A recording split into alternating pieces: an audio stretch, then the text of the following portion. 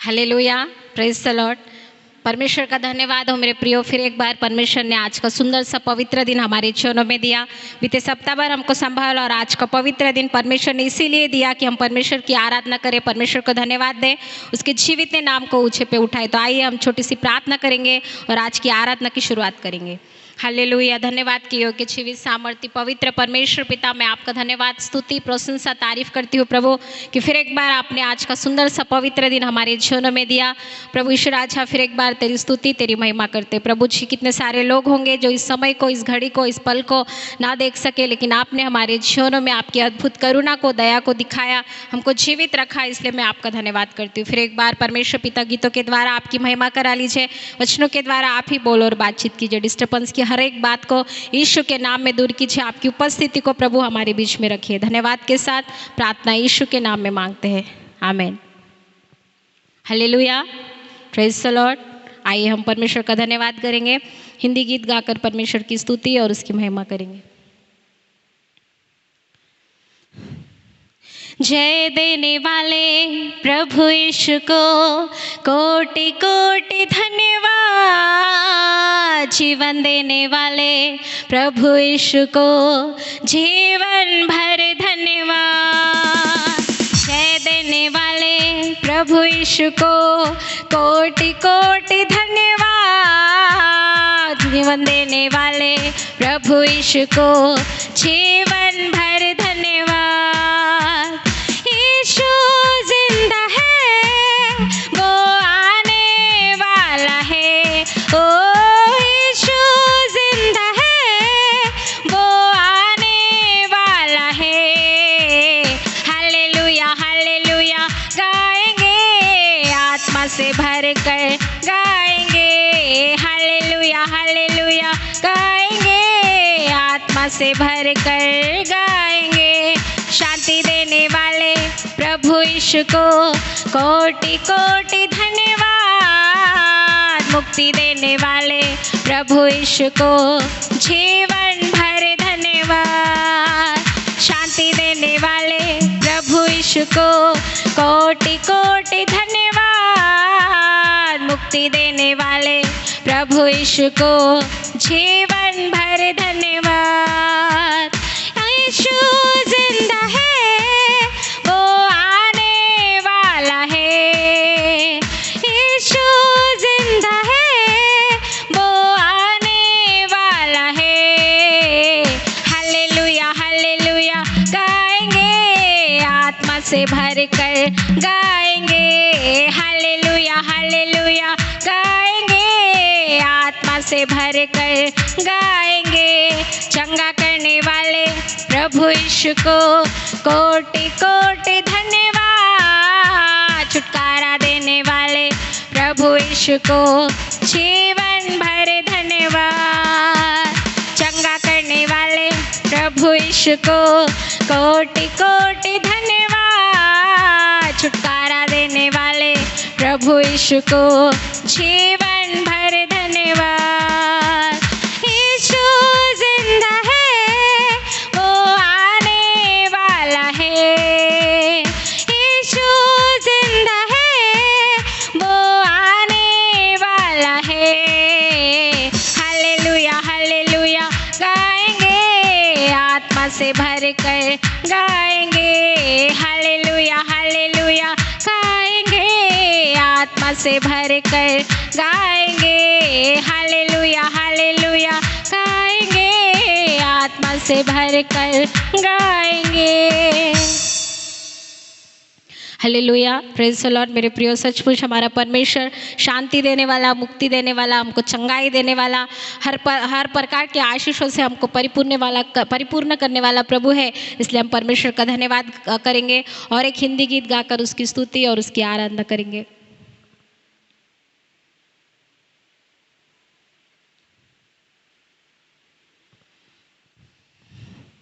आराधना आराधना स्तुति आराधना आराधना, ओ आराधना आराधना स्तुति आराधना आराधना सुबह के समय शाम के समय आराधना पिता को, सुबह के समय शाम के समय आराधना पिता को हो। आराधना आराधना स्तुति आराधना आराधना ओ आराधना आराधना स्तुति आराधना आराधना। पवित्र आत्मा तुझे आराधना, मेरे साथी तुझे आराधना।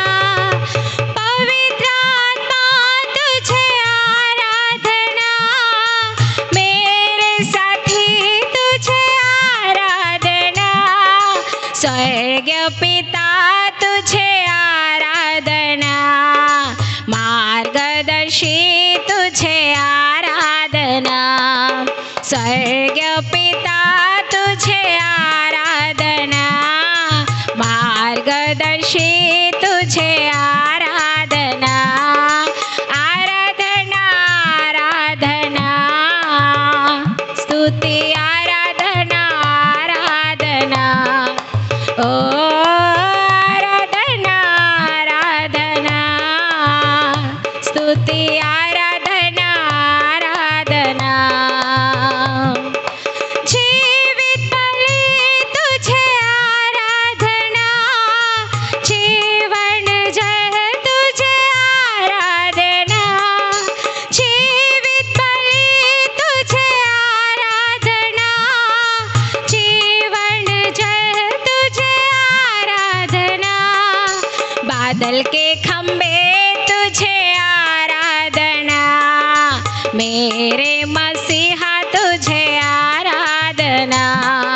बादल के खंबे तुझे आराधना, मेरे मसीहा तुझे आराधना।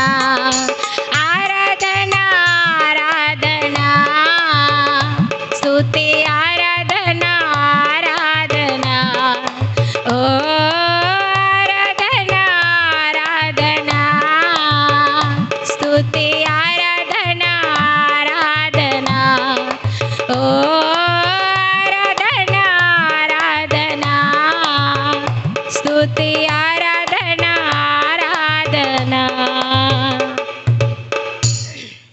हालेलुया। धन्यवाद हो मेरे प्रियो। सचमुच हमारा परमेश्वर स्तुति के सिंहासन पर विराजमान प्रभु है।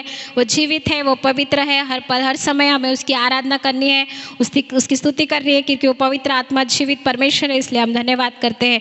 फिर एक बार परमेश्वर का धन्यवाद करेंगे मेरे प्रियो, प्रभु की महिमा करेंगे। एक तेलुगु गीत गाकर हम उसकी जय जयकार करेंगे। आप सभी लोग मिलकर मेरे साथ गाइए और परमेश्वर की आराधना कीजिए। నీతో నా జీవితం సంతోషమే, నీతో నా అనుబంధం మాధుర్యమే। నీతో నా జీవితం సంతోషమే, నీతో నా అనుబంధం మాధుర్యమే। నా యేసయ్యా కృప చూపుచున్నావు, వాత్సల్యపూర్ణుడవై నా యేసయ్యా నడిపించుచున్నావు। స్ఫూర్తి ప్రధానుడై ఆరాధ్యుడా యేసయ్యా, నీతో నా అనుబంధం మాధుర్యమే। ఆరాధ్యుడా యేసయ్యా, నీతో నా అనుబంధం మాధుర్యమే। భీకర ధ్వని గల మార్గమునందు నన్ను స్నేహించిన నా ప్రియుడవు నీవు। భీకర ధ్వని గల మార్గమునందు నన్ను స్నేహించిన నా ప్రియుడవు నీవు। కలలైన మరువను నీవు నడిపిన మార్గం, క్షణమైన విడువను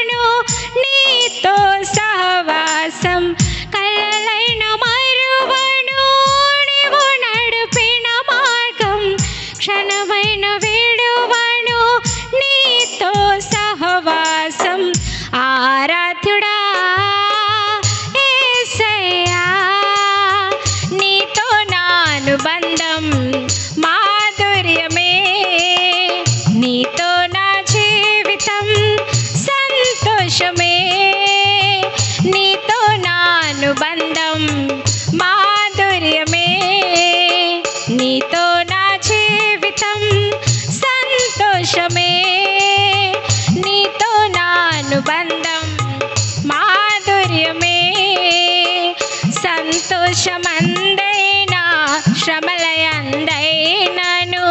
నా స్తుతి కీర్తనకు ఆధారము నీవే సంతోషమందైన శ్రమలయందైనను నా స్తుతి కీర్తనకు ఆధారము నీవే నిత్యమైన మహిమలో నన్ను నిలుపుటకు శుద్ధ స్వర్ణముగా నన్ను మార్చుచున్నావు నిత్యమైన మహిమలో నన్ను నిలుపుటకు శుద్ధ స్వర్ణముగా నన్ను మార్చుచున్నావు ఆరాధ్యుడా యేసయ్యా నీతో నా అనుబంధం మాధుర్యమే ఆరాధ్యుడా యేసయ్యా నీతో నా అనుబంధం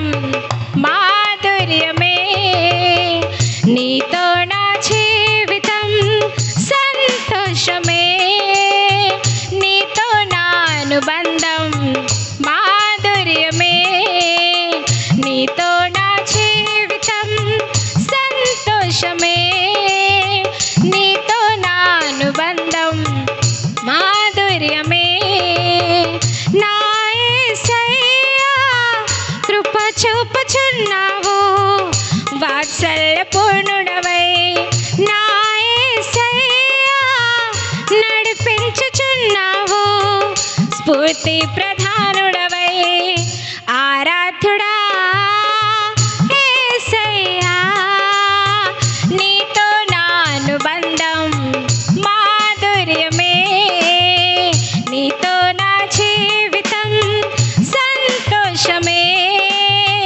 నీతో నా అనుబంధం మాధుర్యమే నీతో నా జీవితం సంతోషమే నీతో నా అనుబంధం మాధुर्यमे हालेलुया। धन्यवाद मेरे प्रिय परमेश्वर का धन्यवाद करेंगे। इस समय में हम सभी लोग परमेश्वर की स्तुति उसकी आराधना करेंगे। परमेश्वर के साथ हमारा जीवन आनंदित है, संतोष खुशी से भरा हुआ है। लेकिन परमेश्वर अगर हमारे जीवनों में नहीं है तो हमारे जीवनों में हताशा और निराशा और बहुत सारे तकलीफें। लेकिन हमारा परमेश्वर अद्भुत करने वाला प्रभु है, उसकी खुशी और उसके आनंद से भरने वाला प्रभु है। तो आइए इस समय में हम सभी लोग अपने मुखों को खोलकर परमेश्वर का धन्यवाद करेंगे, परमेश्वर की स्तुति करेंगे, उसकी आराधना करेंगे और परमेश्वर के किए हुए हर एक उन उपकारों को स्मरण करेंगे जो परमेश्वर ने हमारे जीवनों में किया। तो आइए मेरे प्रियो, हम चुप ना रहे, लेकिन सभी लोग इस समय में मुखों को खोलकर परमेश्वर की आराधना करेंगे, परमेश्वर की जय जयकार करेंगे। हालेलुया। धन्यवाद यीशु पवित्र आत्मा परमेश्वर, हम आपका धन्यवाद करते पिता, आपकी स्तुति करते, आपकी जय जयकार करते प्रभु कि आज का सुंदर सा पाक दिवस प्रभु आपने हमारे जीवनों में दिया। ईश्वर राजा प्रभु परमेश्वर बीते सप्ताह भर हमको संभाला, हमारी प्रभु सहायता मदद किया प्रभु, हर पल हर समय में प्रभु आँखों के पुतले के समान हमको संभाल कर हमारी रक्षा रखवाली किया प्रभु। हम आपका धन्यवाद करते पिता, हम आपकी स्तुति करते हैं प्रभु जी, आपके हर एक उन उपकारों के लिए, हर एक उन आशीषों के लिए जो तूने हमारे जीवनों में दिया है प्रभु, उन सारी बातों का प्रभु ईश्वर राजा हम आपका धन्यवाद करते प्रभु, स्तुति करते, प्रशंसा करते प्रभु। दाऊद राजा कहता है प्रभु भजन संहिता 100 में, मेरे पिता की राज्य के लोगों परमेश्वर का जय जयकार करो, ये देश देश के लोगों उसकी स्तुति करो, उसकी प्रशंसा करो। यस परमेश्वर पिता, हम आपका जय जयकार करते हैं, हम आपका धन्यवाद करते हैं, आपकी स्तुति करते हैं मेरे प्रभु जी। दाऊद भी कहता है पिता परमेश्वर की है मेरे मन, तो यहोवा को धन्य कहे और उसकी किसी भी उपकार को ना भूल प्रभु। यस परमेश्वर पिता राजा, हम आपका धन्यवाद करते हैं, हम आपकी स्तुति करते हैं, प्रशंसा करते हैं परमेश्वर पिता, आपके अद्भुत कामों के लिए जो आपने हमारे जीवनों में दिया प्रभु जी। भयंकर ऐसी परिस्थिति में प्रभु आप ही हमारे रक्षक बनकर प्रभु, हमारी डाल बनकर प्रभु हमको चलाया, हमको संभाला, हमारी सुधि लिया यीशु, हम आपका धन्यवाद करते पिता। हालेलुया। धन्यवाद यीशु, धन्यवाद पिता परमेश्वर। अंतिम दिनों के अभिषेक सारे लोगों के ऊपर तुम्हें, कटनी का है ये समय, पवित्र आत्मा से भर दे हमें। अंतिम दिनों के अभिषेक सारे लोगों के ऊपर तुम्हें, कटनी का है ये समय, कर दे हमें। अग्नि समान उतरा, अग्नि झेप के समान ठह जा, जो का तूफान निकाले के आ, नदी आत्मा की हम पर बहा।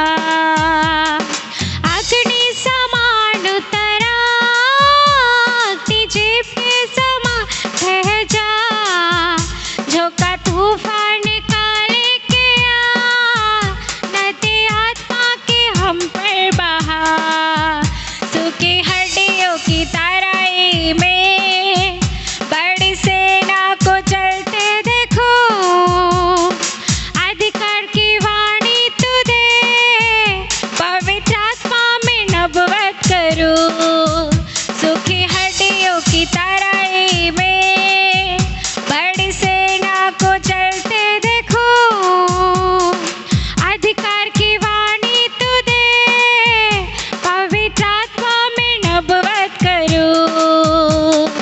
अग्नि समान उतरा, अग्नि झेप के समान ठह जा, जो का तूफान निकाले के आ, नदी आत्मा की हम पर बहा।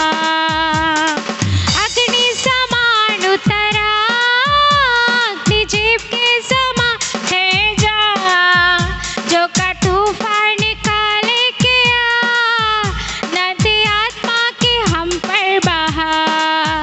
सीने पर्वत की चोटी पर मैं अग्नि ज्वाला को जलते देखूं।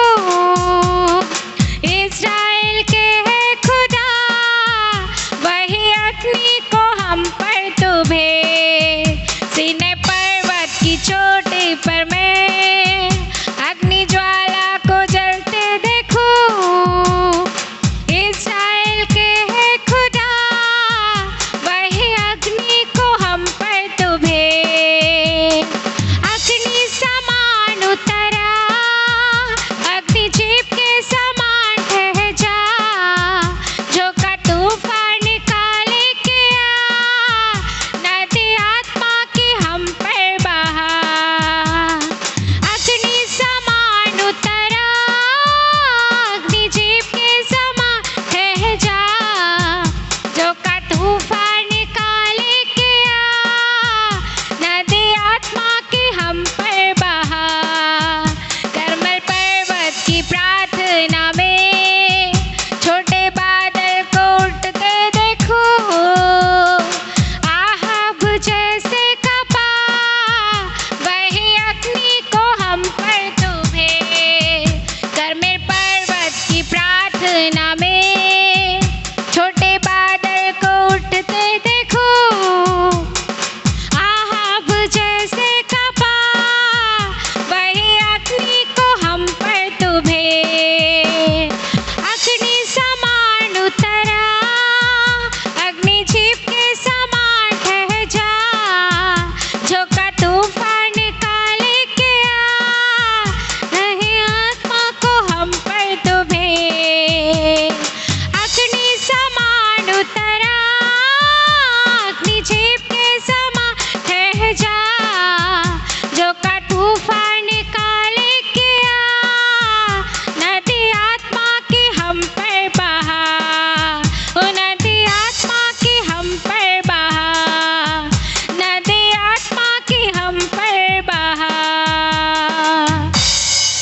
हालेलुया। धन्यवाद जीवित सामर्थ्य पवित्र परमेश्वर पिता, हम आपका धन्यवाद करते मेरे प्रियो। हम सभी लोग इस समय में अपने मुखों को खोलकर परमेश्वर का धन्यवाद करेंगे, परमेश्वर का जय जयकार करेंगे, क्योंकि हमारा परमेश्वर राजाओं का राजा है, वो प्रभुओं का प्रभु है, वो सर्वशक्तिमान परमेश्वर, इसलिए हम परमेश्वर का धन्यवाद करेंगे मेरे प्रियो। सचमुच परमेश्वर तू महान है, तू जीवित और तू सामर्थ्य प्रभु है राजा। हम आपका धन्यवाद करते हैं प्रभु। इस आकाश प्रभु इस राजा, इस पृथ्वी पर प्रभु, आकाश में, इस स्वर्ग पर प्रभु, इस धरती के नीचे कोई ऐसा नाम नहीं है मेरे पिता परमेश्वर। तू सर्वश्रेष्ठ सामर्थ्य और अनुग्रहकारी दयालु परमेश्वर है मेरे पिता, इसलिए हम आपका धन्यवाद करते हैं प्रभु। आपके हर एक उपकारों के लिए धन्यवाद मेरे राजा। सचमुच प्रभु ईश्वर राजा, सुखी हुई उन हड्डियों में पिता परमेश्वर फिर एक बार आपने जान को डाला मेरे पिता परमेश्वर। एक बड़ी सेना के रूप में प्रभु जी आपने बुढ़ाकर खड़ा किया मेरे राजा। हम धन्यवाद करते प्रभु। आपके लिए कोई भी बातें कठिन नहीं है, आपके लिए कोई भी बातें असंभव नहीं है मेरे पिता परमेश्वर, इसलिए हम आपका धन्यवाद करते हैं प्रभु जी। ईश्वर राजा प्रभु, सुखी हुए हड्डियों में जान डालकर प्रभु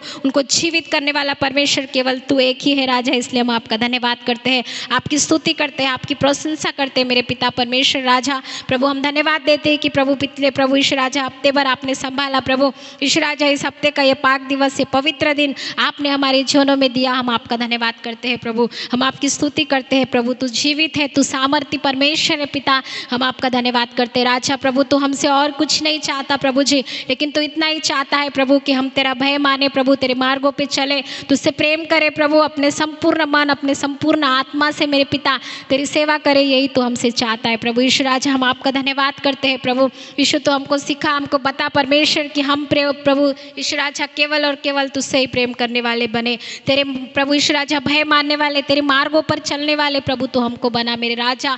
हम आज देख रहे भयंकर ऐसी परिस्थिति दुनिया में है प्रभु जी, कई लोग हैं मेरे पिता नाना प्रकार की समस्याओं में, तंगियों में आज प्रभु लोग हैं मेरे पिता, लेकिन आपने प्रभु हमारे जीवनों में मेरे पिता परमेश्वर किसी भी प्रकार की कोई भी तकलीफ है नहीं आने दिया प्रभु। हम धन्यवाद करते, हमको संभाला, हमारी सुधि लिया ईश्वर, हम आपका धन्यवाद करते प्रभु। इन सारे परिस्थितियों में, ऐसे भयंकर हालातों में भी प्रभु हमारी ढाल बनकर, हमारी चट्टान बनकर हमारे साथ खड़े रहने के लिए हम आपका धन्यवाद करते प्रभु। यस मेरे पिता ईश्वर राजा, दाऊद कहता है प्रभु भजन संहिता 125 में प्रभु, जो यहोवा पर भरोसा रखता है वो उस सिय्योन पर्वत के समान है, वो टलता नहीं वरन सदा बना रहता है प्रभु। यस परमेश्वर पिता, हम आपका धन्यवाद करते राजा, तू हमारी चट्टान है प्रभु यीशु, तू हमारा सिय्योन पर्वत के समान है प्रभु, जो तुझ पे भरोसा करते हैं वो कभी नहीं टलता प्रभु ईश्वर राजा। यस जीसस, मनुष्य पर भरोसा करना श्रापित है करके तूने कहा प्रभु ईश्वर राजा। हम धन्यवाद देते कि तू हमारा भरोसा है, तू हमारी ढाल है, तू हमारा प्रभु ईश्वर राजा सिय्योन है राजा, हमारा सिय्योन पर्वत परमेश्वर है प्रभु। हम आपका धन्यवाद करते हैं, आपकी जय जयकार करते हुए आप ही की प्रशंसा करते, आप ही की जय जयकार करते मेरे पिता, क्योंकि तू सर्वश्रेष्ठ परमेश्वर है प्रभु। तेरा धन्यवाद करते हैं, तेरी आराधना तेरी महिमा करते हुए तेरे सन्मुख आते हैं। हम धन्यवाद देते प्रभु, हमारी कलीसिया को तूने संभाला ईश्वर राजा। बीते सप्ताह भर प्रभु हमारे कलीसिया के जितने भी लोग मेरे पिता बीमार थे, परेशान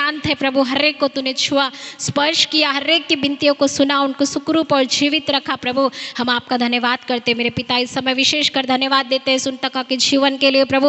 उसके जीवन में बहुत ऐसी परेशानी तकलीफें थी मेरे पिता, भयंकर ऐसी परिस्थिति से वो गुजर रही थी प्रभु, लेकिन पिता परमेश्वर आपने हमारी गिड़गिड़ाहट को सुना, उसके विश्वास को तूने देखा, उसको चंगाई दी, संपूर्ण आरोग्य दिया प्रभु। हम आपका धन्यवाद करते मेरे राजा। हम धन्यवाद करते प्रभु हमारे कलीसिया के हर एक भाइयों के लिए जो ड्यूटियों में जाना आना करे प्रभु, हर एक को तूने संभाला, सुधि लिया, धन्यवाद। हम प्रार्थना करते हैं हमारे बुजुर्गों के लिए मेरे पिता, जितने भी बीमार थे, परेशान थे, हर एक को प्रभु तूने संभाला, हर एक की तूने सुधि ली, हर एक की तूने रक्षा रखवाली की प्रभु। हम तेरा धन्यवाद करते पिता, धन्यवाद यीशु, थैंक यू जीसस। पवित्र सिंहासन पर अनुग्रहकारी राजा, हम आपका धन्यवाद करते, फिर एक बार आपकी प्रशंसा करते, आपकी जय जयकार करते हुए आपके सन्मुख आते राजा। हालेलुया प्रभु। पवित्र आत्मा धन्यवाद, हमारे कलीसिया के छोटे बड़े बुजुर्ग जवान, हर एक को तूने संभाला, हर एक की तूने सुधि ली, हर एक की तूने अगुवाई किया प्रभु। हम आपका धन्यवाद करते पिता, आप ही की महिमा करते, आप ही की प्रशंसा करते प्रभु यीशु। तू महान है करके तेरी स्तुति करते प्रभु, तो सर्वशक्तिमान जीवित परमेश्वर करके धन्यवाद देते, धन्यवाद करते। फिर एक बार आए का हर पल हर समय आप ही के हाथों में सौंपते राजा। गीतों के द्वारा प्रभु तेरी महिमा करा लिया प्रभु, वचनों के द्वारा तू ही बोल और बातचीत कर ईश्वर राजा। तेरी उपस्थिति को हमारे बीच में रख प्रभु, तेरे दास के द्वारा तू ही होकर बोल और बातचीत कर मेरे पिता। हर एक वचन प्रभु ईश्वर राजा हम सुनकर छोड़ने वाले नहीं, लेकिन उसके अनुसार जीने वाले तू हमको बना। तेरी उपस्थिति को हमारे बीच में रखे प्रभु। जो लोग पिता परमेश्वर जुड़े हुए हैं, जो जुड़ने वाले, हर एक की मदद सहायता कर कि प्रभु वो अपना समय तुझको दे प्रभु, तुझसे संगति करे, तेरी महिमा करे। धन्यवाद देते आगे के हर एक पल हर एक समय को धन्यवाद के साथ इस छोटी सी आराधना की भेंट को यीशु के नाम में होके चढ़ाते, सुन और ग्रहण कर पिता, आमीन।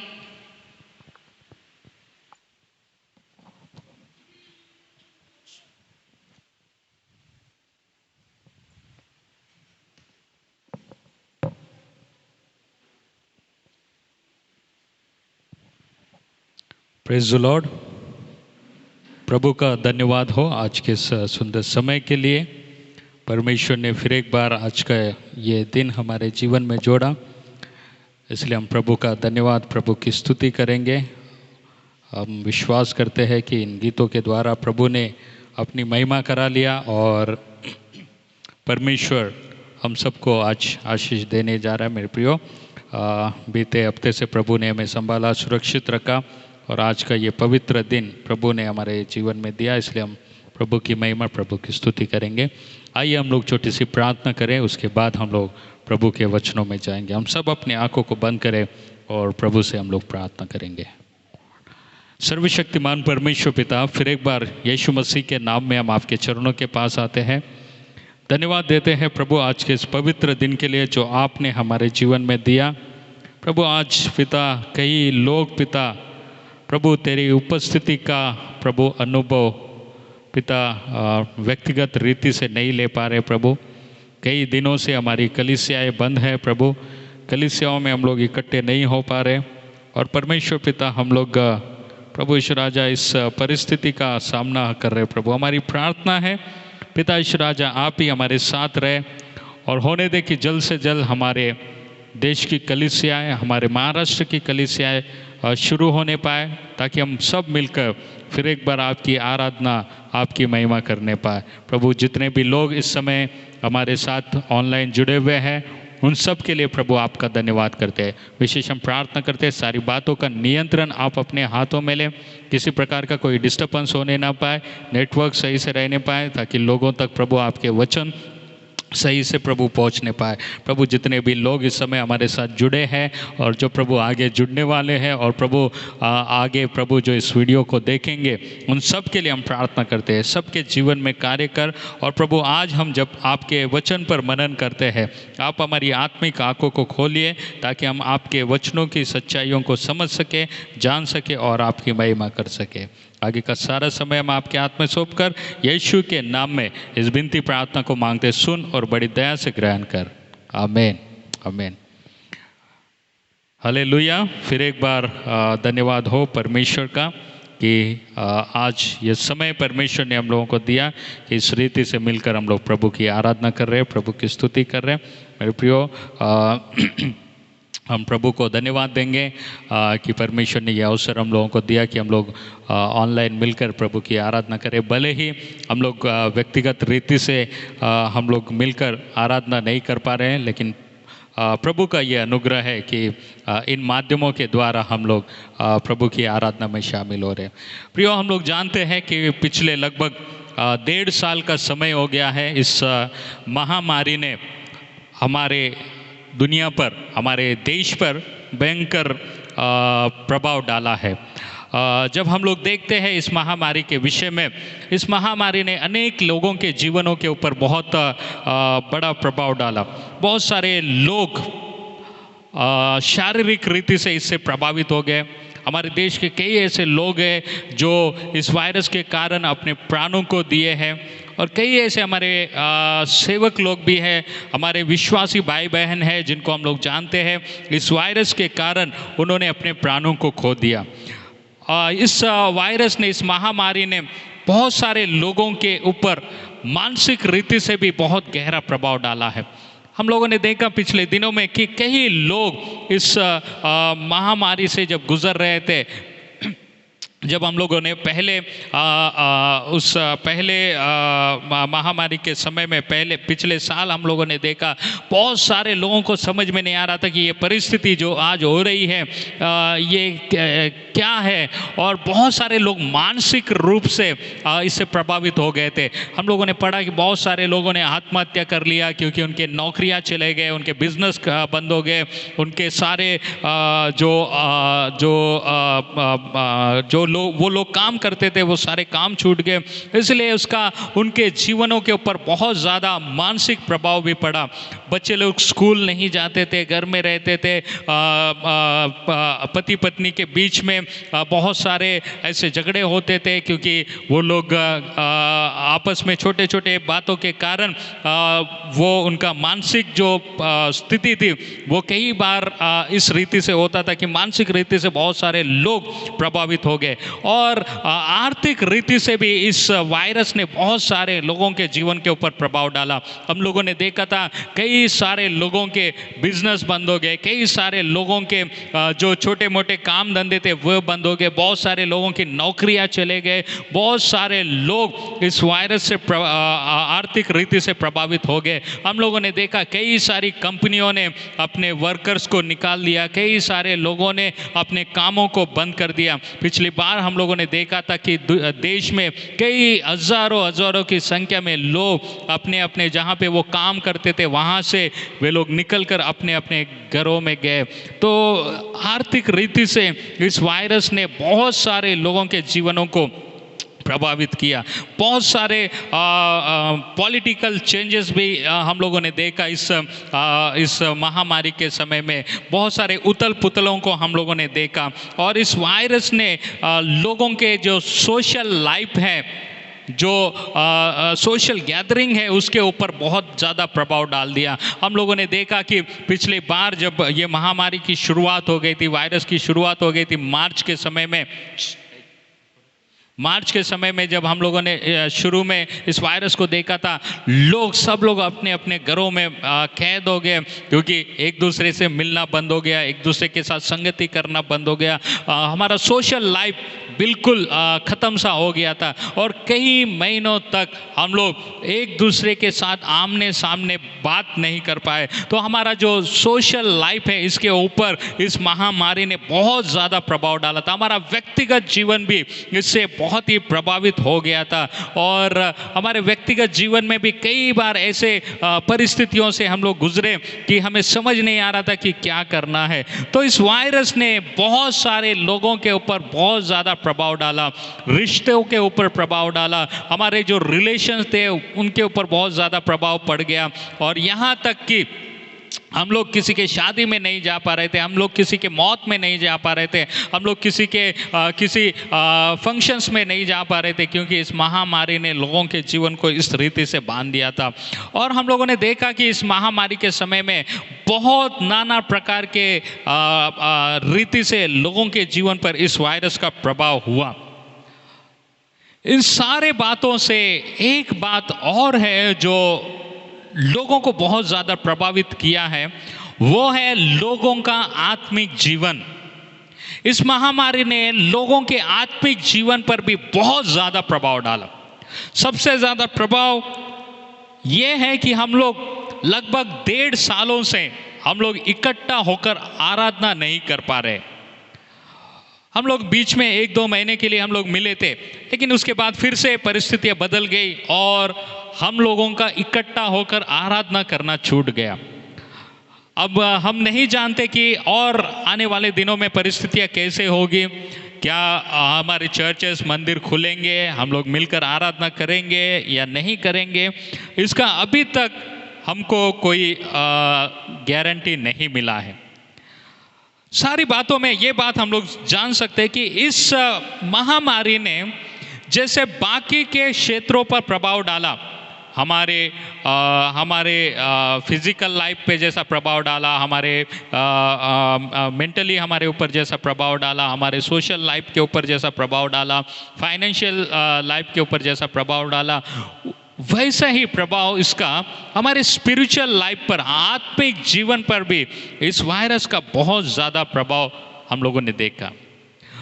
इन 1.5 सालों के दौरान हम लोगों ने देखा कि 2 बातें हम लोगों ने होते हुए देखा। एक, जो लोग आत्मिक लोग हैं, जो लोग परमेश्वर के वचन के ऊपर चलते हैं, मनन करते हैं, परमेश्वर का भय मानते हैं, वे लोग आत्मिक स्तर में उठते गए, आत्मिक स्तर में वे लोग बढ़ते गए।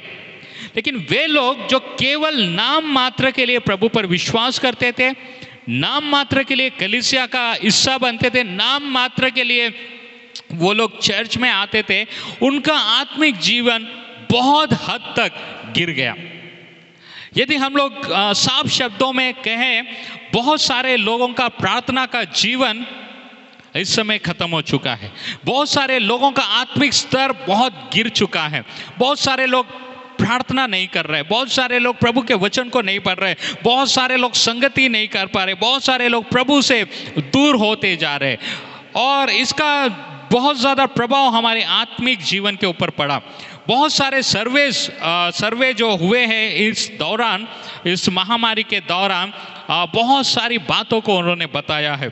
अगर हम लोग देखेंगे एक 4 मिनिस्ट्री सर्वे करके एक सर्वे हुआ है, जिसमें उन्होंने कहा कि 60% अमेरिकन जो लोग हैं 18 से 39 साल के बीच के जो लोग हैं, 60% लोग इस महामारी के दौरान उनका आत्मिक स्तर गिर गया है। और उन्होंने कहा कि यीशु मसीह पर हमारा उतना विश्वास नहीं है। उन्होंने बोला कि यीशु मसीह की शिक्षाएं उतना ज़्यादा हमको प्रभावित नहीं किए। और बहुत सारे सर्वे हुए हैं जिसमें ये सारी बातें हमको देखने को मिलता है। 2020 के इनके सर्वे के अनुसार पता चलता है कि पिछले 10 सालों में जो इवेंजेलिकल चर्चेस है उनमें विश्वास की भारी गिरावट आया। विश्वास में बहुत ज़्यादा स्तर में लोग गिरते गए पिछले 10 सालों में। उनका बाइबल के प्रति दृष्टिकोण बदल गया। जो डॉक्ट्रिनल विश्वास उनका जो था, सिद्धांतिक जो विश्वास था उनका, वो कमज़ोर हो गया है। और बहुत सारी बातों के ऊपर उनका जो प्रभु का वचन का जो असर है उनके ऊपर कम हो गया है। बाइबल की शिक्षाएं वे अपने जीवन में लागू करने में भारी संख्या में लोगों के जीवन में गिरावट आया। और दुर्भाग्य से ये गिरावट सबसे बड़े स्तर पर जो बॉर्न अगेन पेंटिकॉस्टल चर्चेस है, जो कहते हैं कि हम लोग नए जन्मे हुए पेंटिकॉस्टल लोग हैं, उसमें ये गिरावट का स्तर बहुत ज़्यादा पाया गया। जो लोग अपने आप को पेंटिकॉस्टल बोलते हैं, जो लोग अपने आप को बोलते हैं कि हम लोग उस पेंटिकॉस्टल आत्मा से भरे हुए लोग हैं, इनमें ये गिरावट बहुत ज़्यादा देखने को मिला। ये सारी बातें हम लोग देखते हैं कि आत्मिक जीवन पर बहुत गहरा असर इस महामारी ने और उसके साथ हुई वाली घटनाओं ने डाला है। और जब हम लोग इन सारी बातों को देखते हैं तो हमको समझना बहुत ज़रूरी है कि ये जो वातावरण हो रहा है या ये जो परिस्थिति हो रही है, इसका बहुत ज़्यादा प्रभाव आज हमारे ऊपर, हमारी कलीसियाओं के ऊपर, हमारे समाज के ऊपर हो रहा है। मेरे प्रियो, ये सारी बातें जब हम लोग देखते हैं तो हमारी जिम्मेदारी क्या है इस समय, इसको समझना बहुत ज़रूरी है। ये सारी बातें क्यों हो रही है? कहीं ना कहीं लोग परमेश्वर से प्रेम करना छोड़ दिए हैं। कहीं ना कहीं लोग आत्मिक रीति से परमेश्वर से दूर होते जा रहे हैं। कहीं ना कहीं लोग आत्मिक स्तर में परमेश्वर से बहुत ज़्यादा दूर चले जा रहे हैं।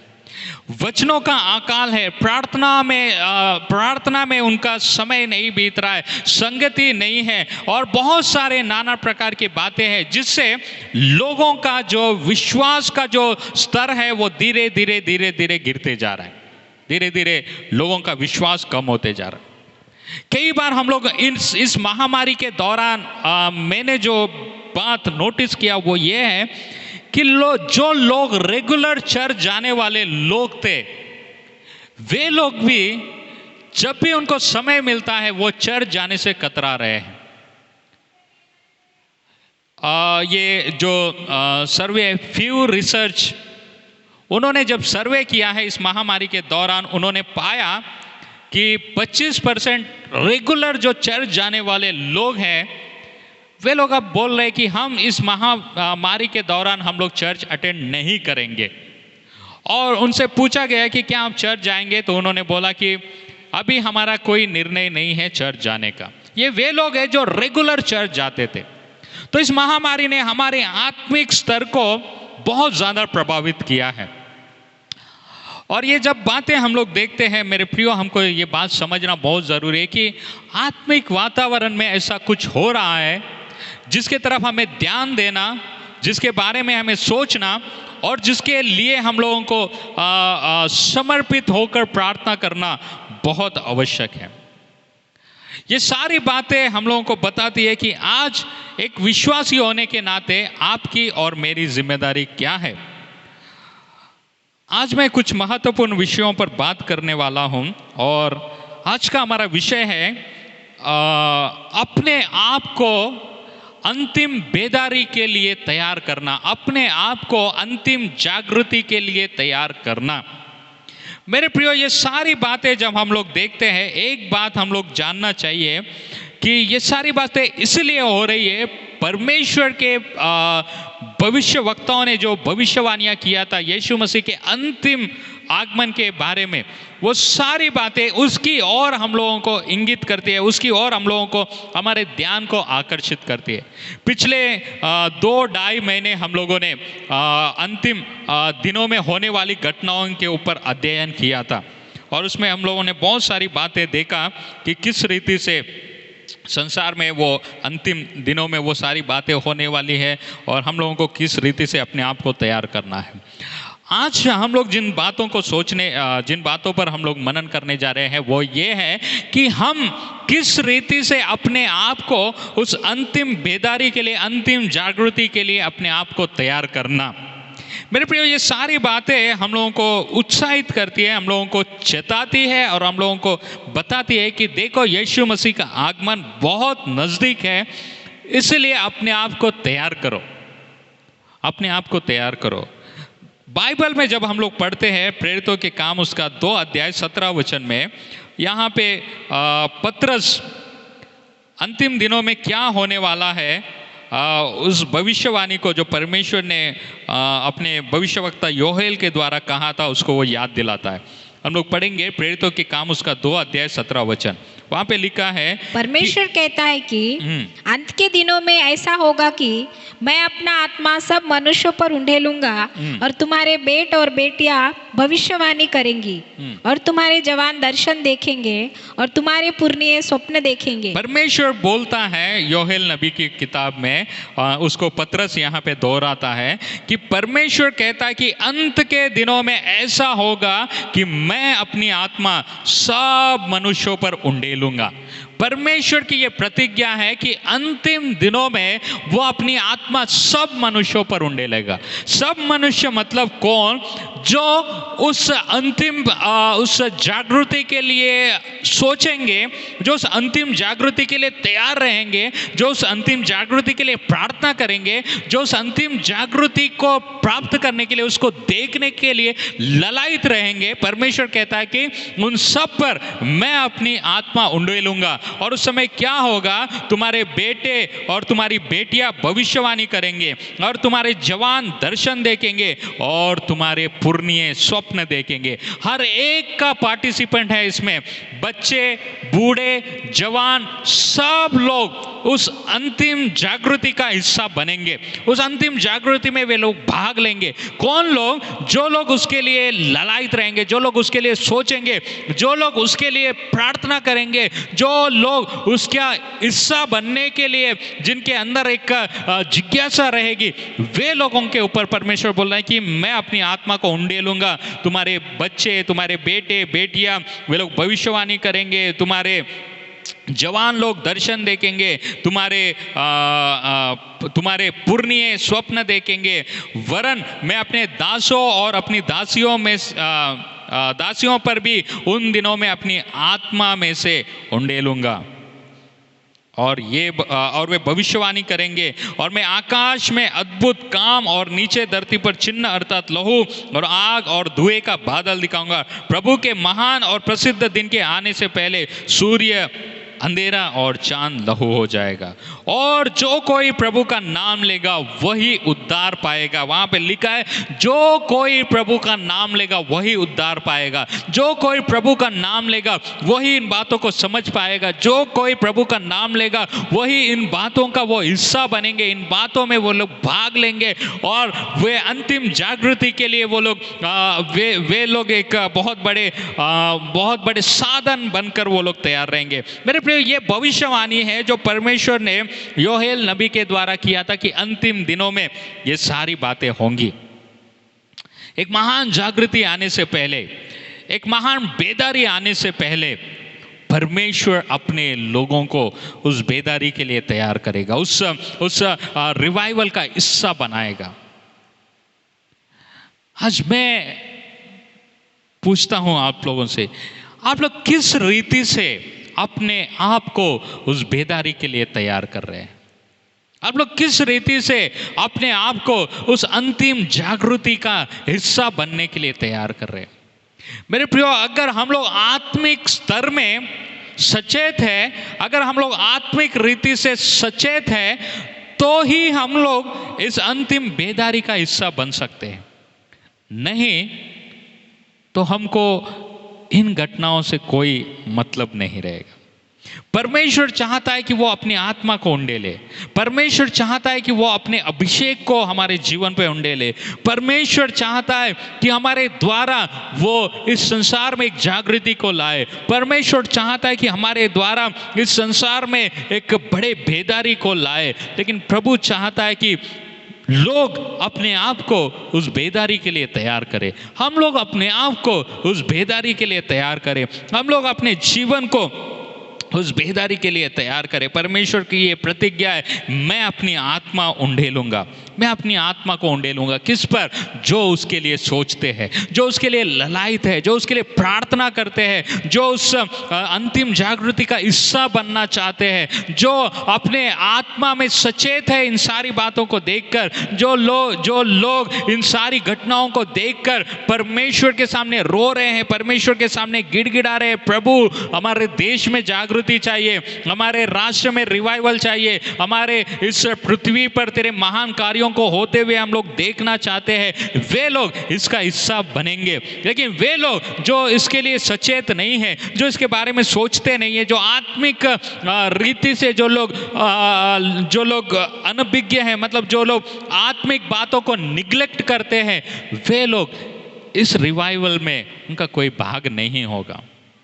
मेरे प्रियो, ये एक बहुत ही हम लोगों को उत्साहित करने वाली बात है। अगर मैं उसका हिस्सा होऊंगा तो क्या क्या बातें होगी, क्या क्या प्रभाव पड़ेगा मेरे जीवन पर, इसके बारे में जब हम लोग सोचते हैं तो हमारे जीवन में इसको समझना बहुत ज़रूरी है। जागृति क्या है? जागृति क्या है? जब हम लोग इसके बारे में सोचते हैं, परमेश्वर के एक दास चार्ल्स फिन्नी, उन्होंने कहा, जो एक पहले जो जागृति था अमेरिका में, जो जागृति आई था, उसके वो एक बहुत ही एक्टिव मतलब वो प्रभु के दास थे, जिन्होंने एक बहुत बड़े जागृति का वो हिस्सा बने। वो कहते हैं, पुनर्जागरण परमेश्वर की आज्ञाकारिता की एक नई शुरुआत के अलावा और कुछ नहीं है। जागृति क्या है? पुनर्जागरण क्या है? परमेश्वर के वचन के प्रति, परमेश्वर की बातों के प्रति आज्ञाकारिता की एक नई शुरुआत। जब आप परमेश्वर के वचन के प्रति आज्ञाकारी बनते हैं, जब आप परमेश्वर के वचन के प्रति पूर्ण समर्पित होते हैं, वही हमारे जीवन में जागृति है। जागृति क्या है? अपने आप को संसार की बातों से, संसारिकता की बातों से अलग कर कर अपने दिमाग को, अपने मन को परमेश्वर के वचनों पर केंद्रित रखकर, और परमेश्वर जो हमसे इस संसार में करवाना चाहता है, उन कामों को करने के लिए तैयार होना, उन कामों को करने के लिए आगे बढ़ना, वही जागृति है। आज्ञाकारिता की शुरुआत वही जागृति है। मेरे प्रिय, परमेश्वर चाहता है कि हर एक व्यक्ति इसका हिस्सा बने। परमेश्वर चाहता है कि हर एक व्यक्ति इसका हिस्सा बने। लेकिन ये कैसे संभव होगा? ये कैसे संभव होगा? ये कैसे हो सकता है? उसके बारे में हम लोगों को समझना, उसके बारे में हम लोगों को सोचना बहुत ज़्यादा ज़रूरी है। उसके बारे में हम लोगों को विचार करना बहुत ज़्यादा ज़रूरी है। परमेश्वर के एक दास ने इस रीति से कहा,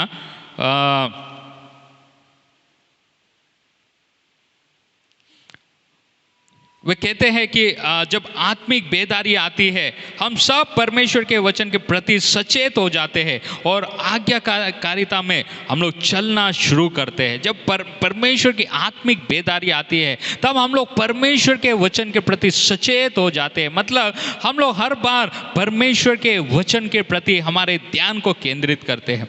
मेरे प्रियो, जब हम लोग बाइबल में पढ़ते हैं, परमेश्वर के वचनों में पढ़ते हैं, ऐसे कई जागृतियों को हम लोग बाइबल से, और ऐसे कई जागृतियों को हम लोग हमारे संसार के इतिहास में हम लोग देखते हैं। और आज हम लोग कुछ बातों पर विश्वास मनन करेंगे इस जागृति के बारे में, और हम लोग सोचेंगे कि कैसे हम लोग अपने आप को तैयार करना। यहाँ पे लिखा है, जब हम लोग पढ़ते हैं प्रेरितों के काम उसका 2 अध्याय पहले वचन से, हम लोग इसको सभी लोग अच्छे से जानते हैं। पढ़िए एक बार, पहला प्रेरितों के काम उसका 2 अध्याय पहले वचन से। जब पिन्तेकुस्त का दिन आया तो वे सब एक जगह इकट्ठे थे। एकाएक आकाश से बड़ी आंधी की सनसनाहट का शब्द हुआ और उससे सारा घर जहाँ वे बैठे थे गूंज गया, और उन्हें आग की सी जीभें फटती हुई दिखाई दी, और उनमें से हर एक पर आ ठहरी। वे सब पवित्र आत्मा से भर गए, और जिस प्रकार आत्मा ने उन्हें बोलने की सामर्थ दी, वे अन्य भाषा बोलने लगे। यहाँ पे हम लोग देखते हैं जो पहली शताब्दी की कलीसिया है उसके विषय में हम लोग पढ़ते हैं। प्रभु यीशु मसीह ने उनसे एक प्रतिज्ञा किया था, और क्या प्रतिज्ञा था वो, अगर हम लोग पहले अध्याय में पढ़ेंगे, पहले अध्याय के 4 वचन में, वहाँ यीशु मसीह प्रतिज्ञा करता है उनसे। पढ़ो, पहला अध्याय 4 वचन। और उनसे मिलकर उन्हें आज्ञा दी, यरूशलेम को न छोड़ो, परंतु पिता की उस प्रतिज्ञा की पूरे होने की बाट जोते रहो। पर यीशु मसीह ने उनसे बोला कि देखो, यरूशलेम को नहीं छोड़ना, लेकिन पिता के उस प्रतिज्ञा के पूरा होने की बाट जोते रहना। पिता ने जो प्रतिज्ञा किया है उसकी बाट जोते रहना, उसका इंतजार करते रहना। ये बातें प्रभु यीशु मसीह ने स्वर्गारोहण से पहले अपने चेलों को बताया, और वो उसने बोला कि देखो, तुम लोग क्या करना, इंतजार करते रहना, बाट जोते रहना। किसका? परमेश्वर ने जो प्रतिज्ञा किया है उसका इंतजार करना। और ये सारे लोग जो हम लोगों ने 2 अध्याय में पढ़ा, ये सारे लोग उसी प्रतिज्ञा के पूरा होने के लिए ये लोग प्रार्थना कर रहे थे। लगातार यहाँ पे 10 दिनों से वे लोग उस घर में रहकर प्रार्थना कर रहे थे। लगातार 10 दिनों से वे लोग परमेश्वर की उस प्रतिज्ञा के पूरा होने का इंतजार कर रहे थे। वो परमेश्वर की प्रतिज्ञा के लिए वे लोग सोच रहे थे, वे लोग मनन कर रहे थे। परमेश्वर के एक दास डॉक्टर A.T. पियर्सन ने कहा कि किसी भी देश या स्थान में कभी भी ऐसी कोई आत्मिक जागृति नहीं आई जिसका आरंभ संगठित प्रार्थना के द्वारा नहीं हुआ हो।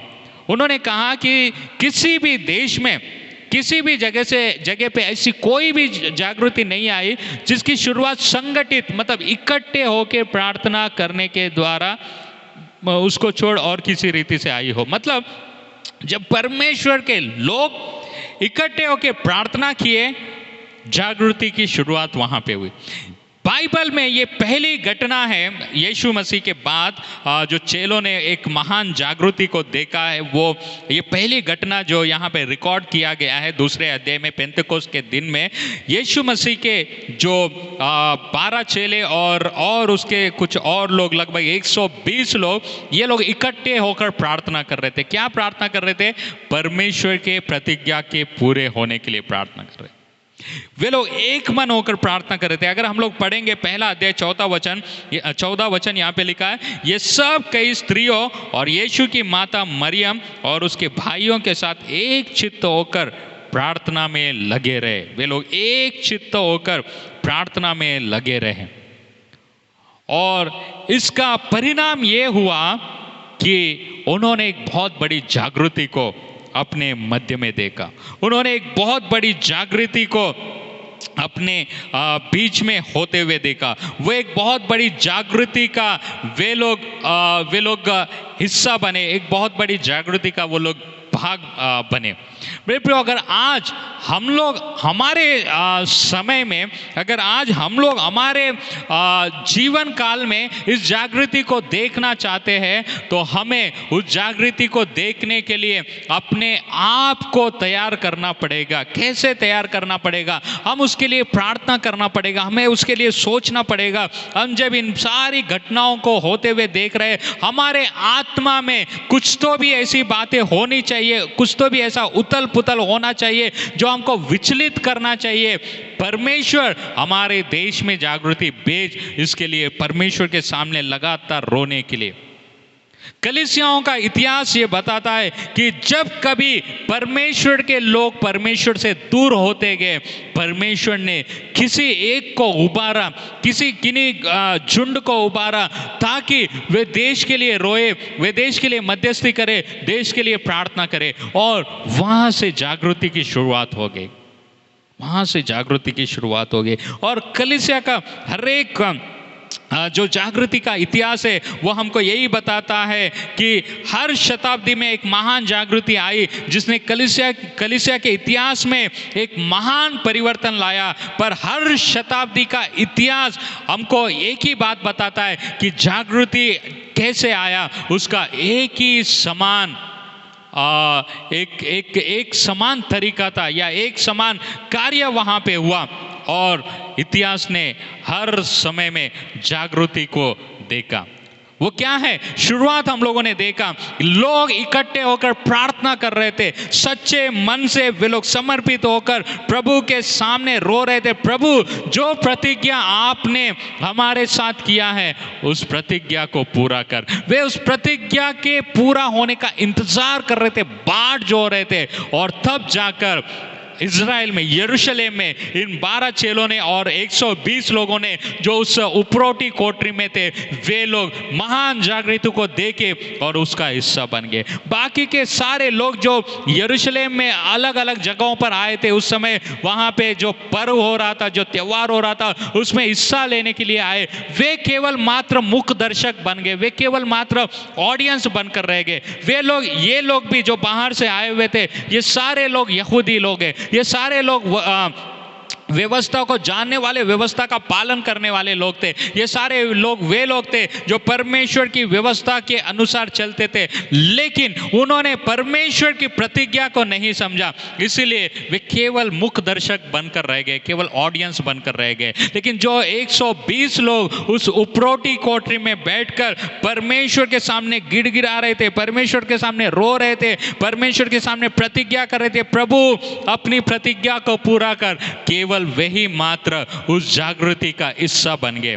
मेरे प्रियो, मैं आज आपसे बताना चाहता हूं, अगर आप केवल मुख्य दर्शक बनकर रहना चाहते हैं तो कोई जरूरत नहीं है आपको प्रार्थना करने का, कोई जरूरत नहीं है आपको इन बातों के बारे में सोचने का। लेकिन अगर आप उस जागृति का हिस्सा बनना चाहते हैं तो आपको दिन रात परमेश्वर के सामने, अपने देश के लिए, अपने लोगों के लिए, अपने कलीसियाओं के लिए परमेश्वर के सामने रोना और गिड़गिड़ाना होगा।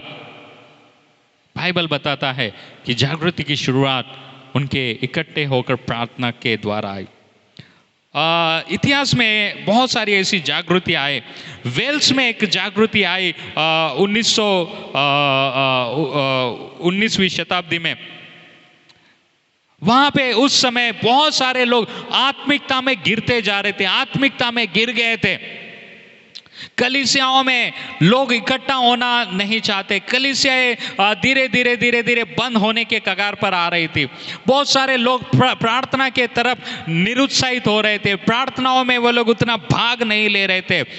बहुत सारे लोग आत्मिक जीवन को छोड़ते हुए जा रहे थे। वहां पे उस वेल्स में उस समय हत्याएं बढ़ गई, क्रिमिनल केसेस बढ़ते जा रहे थे, शराब पीने वाले लोगों की संख्या बढ़ते जा रही थी, चोरियां बढ़ते जा रही थी, नाना प्रकार के गलत काम हो रहे थे। उस समय एक जवान लड़का, 13 साल का लड़का उन विश्वास में आ गया। उसका नाम था इवान रॉबर्टसन। वो इन सारी बातों को देखता था, वो इन सारी बातों को सोचता था, और इन सारी बातों को देखकर वो दुखी होता था। जब वो 25 साल का हो गया, उस समय उसके मन में ये जो कलीसिया का जो जो स्थिति है उसको देखकर वो बहुत दुखी हो गया था, बहुत वो रोता था कि कलीसियाएं क्यों आत्मिक स्तर में इतने गिरते जा रही है, कलीसियाएं क्यों प्रार्थना से दूर होते जा रही है, कलीसियाएं क्यों वचन से दूर होते जा रही है, कलीसियाएं क्यों आत्मिक स्तर में इतना कमजोर होते जा रही है। वो उन बातों के लिए सोचता था, रोता था।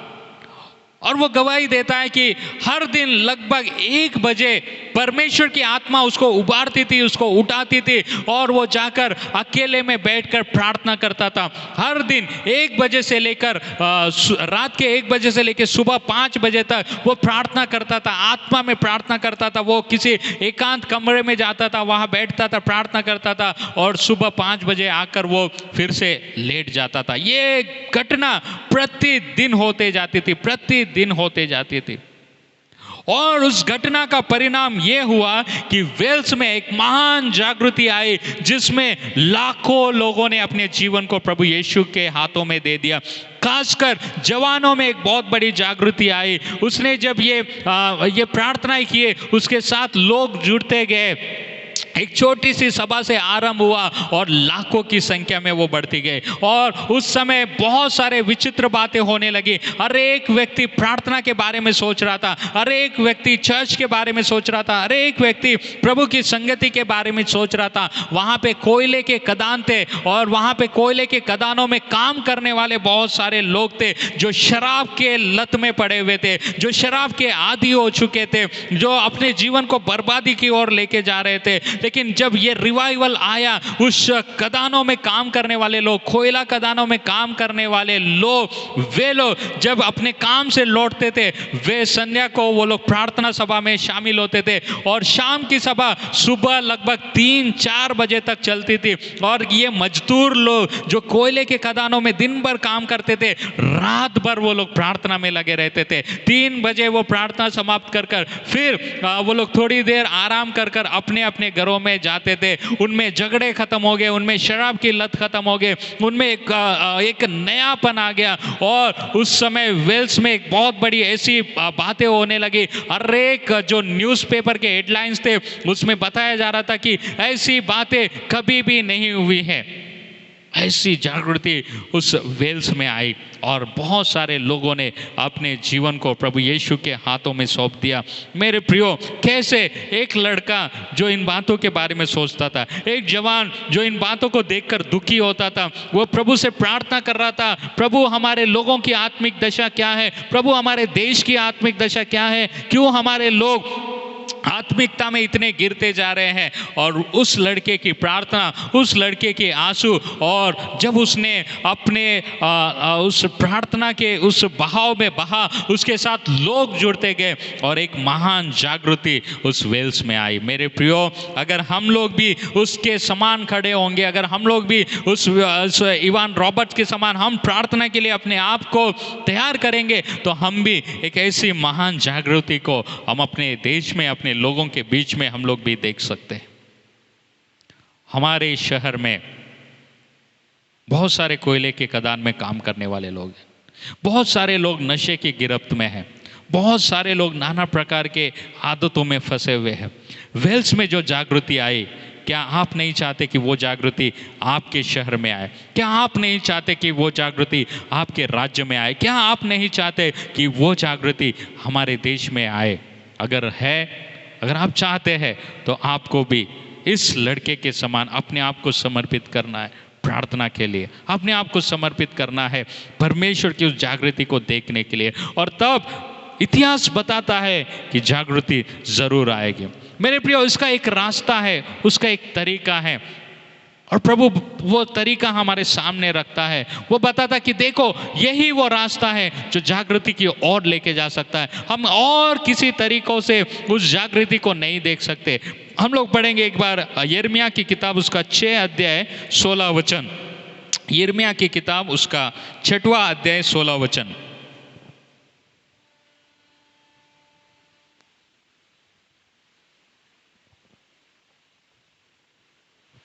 यहोवा यह भी कहता है, सड़कों पर खड़े होकर देखो और पूछो कि प्राचीन काल का अच्छा मार्ग कौन सा है, उसी में चलो और तुम यहोवा यो कहता है, यहोवा यो बताता है, सड़कों पर खड़े होकर देखो और पूछो कि प्राचीन काल का अच्छा मार्ग कौन सा है और उसी पर चलो। यहोवा बोलता है, परमेश्वर बोलता है, सड़कों पर खड़े हो जाओ और पूछो कि प्राचीन काल का वो अच्छा मार्ग कौन सा है, कौन से मार्ग है जिनसे जागृति को उन्होंने देखा था, कौन से वे तरीके हैं जिनसे देश में जागृति आई थी। और परमेश्वर बोल रहा है पता करो और उनके ऊपर चलो। मेरे प्रियो, हमारे पास, हमारे सामने जागृति के बहुत सारे उदाहरण हैं, बहुत सारे लोगों की गवाहियां हैं जो इस रास्तों पर चले और उन्होंने महान जागृति को देखा। और वही एक तरीका है जिसके द्वारा हम लोग उस जागृति का हिस्सा बन सकते हैं। हमारे काम, हमारे तरीके वो जागृति नहीं ला सकती, लेकिन केवल परमेश्वर का तरीका ही उस जागृति को हमारे देश में ला सकता है, उस महान काम को हमारे देश में कर सकता है। और बाइबल बता रहा है, परमेश्वर बता रहा है, पूछो कौन सा वो मार्ग है, कौन से मार्ग से पेंतेकोस्त के दिन में उतना बड़ा रिवाइवल आया, कौन से मार्ग में लोग चले कि वेल्स में रिवाइवल आया, कौन से मार्ग से लोग चले कि अजूसा स्ट्रीट में रिवाइवल आया, कौन से रास्ते पर लोग चले कि इतिहास में ऐसे महान रिवाइवल का, महान जागृति के वे लोग गवाह बने। और उसी मार्ग पर आप चलो। मेरे प्रियो, वो रास्ते क्या है हमको पता करने की आवश्यकता है। यिर्मयाह जब ये बातें कह रहा था, उस समय इजरायली लोगों का आत्मिक जीवन बहुत ही पतन की ओर जा रहा था। इस यिर्मयाह की किताब को जब हम पढ़ते हैं, यिर्मयाह बहुत सारी भविष्यवाणियां करता है उनके विरोध में, लेकिन फिर से यिर्मयाह भविष्यवाणी करता है उनके उद्धार के विषय में। और हम लोग बाइबल में देखते हैं यिर्मयाह को रोने वाला भविष्यवक्ता कहा जाता है, वीपिंग प्रॉफिट कहा जाता है। क्यों रोता है? वो यिर्मयाह लोगों के आत्मिक जीवन को देखकर रोता है, लोगों के आत्मिक स्तर को देखकर रोता है। वो रोता है क्योंकि लोग परमेश्वर की व्यवस्था को भूलते जा रहे हैं। वो रोता है क्योंकि परमेश्वर से ये लोग दूर होते जा रहे हैं। इसीलिए वो कहता है, वो बोलता है कि काश मेरा सिर जल ही जल होता तो कितना अच्छा होता। वो बोलता है कि क्यों ये सारी बातें हैं, क्यों ये सारी बातें हो रही है। वो उन सारी बातों को देखकर चिंतित होता है, रोता है। परमेश्वर उसको ढाढ़स देता है, परमेश्वर उसको बताता है कि क्या क्या होने वाला है। मेरे प्रियो, परमेश्वर से वे लोग परमेश्वर से विश्वासघात कर रहे थे, इसलिए यिर्मयाह उन सारी घटनाओं को देखकर बहुत ही खेदित होता है। परमेश्वर उन लोगों से कह रहा है कि हमारे सामने एक पुराना और अच्छा मार्ग है जिस पर हम लोगों को चलना है। वो मार्ग क्या है? हम लोग बाइबल में पढ़ रहे हैं, हम लोगों ने प्रेरितों के काम में देखा कैसे जागृति आई। केवल वे लोग जब इकट्ठे होकर प्रार्थना कर रहे थे, वह जागृति है। हमारे काम संसार में जागृति को नहीं ला सकते, हमारे तरीके संसार में जागृति को नहीं ला सकते। आज हमारे पास बहुत सारे प्रोग्राम्स होंगे, आज हमारे पास बहुत सारे आइडियाज होंगे, आज हमारे पास बहुत सारे तरीके होंगे, हम बहुत सारे तरीकों से लोगों को आकर्षित करना चाहते होंगे, लेकिन हमारे तरीके काम नहीं आएंगे। जागृति का एक ही तरीका है, वो है उसके लोग प्रभु के सामने आए, पश्चाताप करें और प्रार्थना करें। वही वो पुराना रास्ता है जिन पर ये लोग चले, वही वो पुराना रास्ता है जिन पर जितने भी महान जागृति आई, उनके जो अगुवे थे वो लोग इन रास्तों पर चले, इसीलिए उन्होंने उस जागृति को देखा। मेरे प्रियो, परमेश्वर की प्रतिज्ञा है कि इन अंतिम दिनों में वो हमारे बीच में उस जागृति को भेजेगा, वो हमारे बीच में उस जागृति को लाएगा। हमें अपने आप को कैसे तैयार करना है उस जागृति के लिए, हमें क्या करना है, किस रीति से वो जागृति हमारे जीवन काल में हम लोग देख सकते हैं। कुछ बातों को हम लोग सीखेंगे, कुछ बातों को हम लोग देखेंगे। पहली बात जो हम लोगों को सीखना है वो है हमारा संपूर्ण समर्पण, हमारा संपूर्ण समर्पण परमेश्वर के लिए, परमेश्वर के वचन के प्रति। हमारा समर्पण ही हमारे देश में जागृति को ला सकता है। हमारा संपूर्ण समर्पण ही हमारे देश में बदलाव को ला सकता है। हमारा संपूर्ण समर्पण ही देश में एक नए वातावरण को निर्माण कर सकता है। वो जागृति हमारे अंदर से शुरू होने की आवश्यकता है। आज मेरे प्रिय बहुत सारे लोग हैं जो प्रभु को जानकर भी अनजान के समान जीवन जी रहे हैं। आज कलीसियाओं में परमेश्वर की उपस्थिति देखी नहीं जाती। आज हमारे मसीह लोगों के जीवनों में परमेश्वर की उपस्थिति, परमेश्वर की बातें नहीं दिखती हैं। प्रभु पूछता है, कहाँ है वे लोग जो जागृति को लेकर आएंगे? कहाँ है वे लोग जो जागृति का हिस्सा बनेंगे? परमेश्वर का वचन कहता है, जब हम लोग पढ़ते हैं बाइबल में, वो कहता है कि मैं उनमें एक ऐसे मनुष्य को ढूंढना चाहा जो बाड़े को सुधारे। प्रभु बोलता है, मुझे एक भी व्यक्ति नहीं मिला जो अपने आप को प्रभु के सामने दीन कर कर उस टूटे हुए नाके के पास खड़े हो जाए, उन टूटे हुए दीवालों के पास खड़े हो जाए और प्रभु से बोले, प्रभु मैं वो व्यक्ति बनना चाहता हूँ जो इस बाड़े को सुधारेगा, जो इन दीवालों को जो टूट गई है उसको सुधारेगा।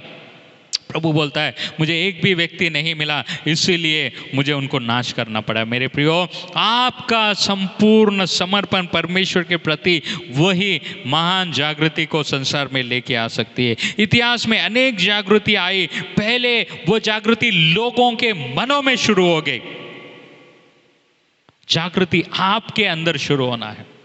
आपके अंदर वो जागृति आएंगी तब आपका जीवन क्या होगा?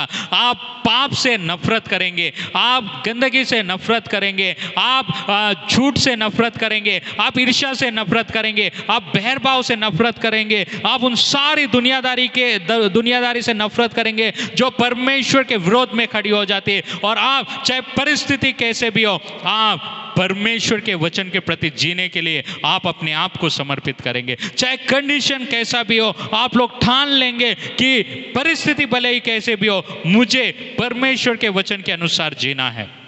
दानियल की किताब में हम लोग देखते हैं, दानियल एक जवान लड़का, उसके साथ और कुछ जवान लड़कों को बेबीलोन में लेके आया गया, बंधुआ बनाकर लेके आया गया। उन्हें चुना गया था कि वे लोग राजा के सामने खड़े हो जाए और उनको बहुत सारे भोजन वस्तुएं जो राजा खाता है, जो राजा पीता है, उनके सामने रखी गई। दानियल उस समय बोलता है कि देखो, हम इस भोजन को खाकर अशुद्ध नहीं हो सकते, हम इस भोजन को खाकर अपने आप को अशुद्ध नहीं कर सकते। वो उसने अपने मन में ठाना कि मैं राजा का भोजन नहीं खाऊंगा, भले ही मुझे उसके लिए कितनी भी कीमत चुकानी पड़े, भले ही मुझे उसके लिए अपने प्राणों को देना पड़े, भले ही उसके लिए मुझे किसी भी परिस्थिति का सामना करना पड़े, लेकिन मैं अपने आप को अशुद्ध नहीं करूंगा, मैं अपने आप को इन पापों में गिरने नहीं दूंगा। उसने अपने मन में ठान लिया। देखिए कितनी अच्छी बात वहां पे लिखा है, हम लोग पढ़ेंगे दानियल की किताब उसका पहला अध्याय, दानियल की किताब उसका पहला अध्याय हम लोग पढ़ेंगे 8 वचन, पहला अध्याय का 8 वचन। परंतु दानियल ने अपने मन में ठान लिया कि वह राजा का भोजन खाकर और उसके पीने का दाख मधु पीकर अपवित्र न होए। दानियल ने अपने मन में ठान लिया कि वो राजा का भोजन खाकर और उसके पीने का दाख मधु पीकर अपने आप को अपवित्र नहीं करेगा। उसने अपने मन में ठान लिया। मेरे प्रियो, ये व्यक्ति एक देश में गुलाम है, उसके पास कोई स्वतंत्र इच्छा नहीं है, दूसरे देश के लोगों के अधीनता में है, उसको वो गुलाम है, उसको वो अपने मनमानी नहीं कर सकता। लेकिन उसने उस स्थान पे भी ठान लिया कि मैं अपने आप को अपवित्र नहीं करूंगा। उसने अपने जीवन को परमेश्वर के लिए पूरी रीति से समर्पित किया। आज हम ऐसे किसी बंधन में नहीं है, आज हम ऐसे किसी परिस्थिति में नहीं है जहां पे हम लोग अपने मन की ना करें, जहां पे हम लोग अपने इच्छा के अनुसार नहीं करें, लेकिन फिर भी हमने कभी ये नहीं ठाना कि हम लोगों के साथ अपवित्रता का जीवन नहीं जिएंगे, हम संसार के समान अपवित्रता में नहीं पड़ेंगे। हम लोग आज संसार जैसा काम करता है, हम लोग उसी के अनुसार चलते हैं, उसी में लिप्त होते हैं, हम लोग भी संसारिकता से अलग नहीं होते। लेकिन अगर आप अपने जीवन काल में एक जागृति को देखना चाहते हैं तो पहली बात, आपको अपने जीवन को परमेश्वर के सामने संपूर्ण रीति से समर्पित करना होगा। आपका समर्पण ही संसार में जागृति को ला सकता है। बहुत सारे चर्चेस के लोग बहुत सारे मसीह लोग सोचते हैं कि उनका काम क्या है, उनका काम है कलीसिया में आकर चुपचाप बैठना और जो कुछ हो रहा है उसके तरफ ध्यान देना और इंतज़ार करते रहना हमारे देश में जागृति आए, हमारे देश में जागृति आए। बहुत सारे लोग प्रार्थना करते हैं कि प्रभु हमारे देश में जागृति भेज, जागृति के भेज, लेकिन उसके लिए कोई काम नहीं करते। इंतज़ार करते हैं कि हमारा देश बदल जाए, इंतज़ार करते हैं कि हमारे पड़ोसी बदल जाए, इंतज़ार करते हैं कि हमारे रिश्तेदार बदल जाए, इंतज़ार करते हैं कि हमारे दोस्त बदल जाए, लेकिन कभी भी उसके लिए कुछ कार्य नहीं करते। मेरे प्रियो, कैसे आएगा जागृति? बाइबल बताता है कि जब हम लोग परमेश्वर के सामने संपूर्ण समर्पण के साथ निर्णय लेकर खड़े रहेंगे, वो जागृति आएगी। ऐसा कहा जाता है कि जागृति मात्र एक समर्पित प्रार्थना, एक निर्णय और एक कमिटमेंट तक दूर है। कितना दूर है जागृति? बस आपके समर्पित प्रार्थना चाहिए, आपका ठोस निर्णय चाहिए और आपकी प्रतिबद्धता, आपका कमिटमेंट चाहिए प्रभु को, बस और कुछ नहीं, जागृति आएगी।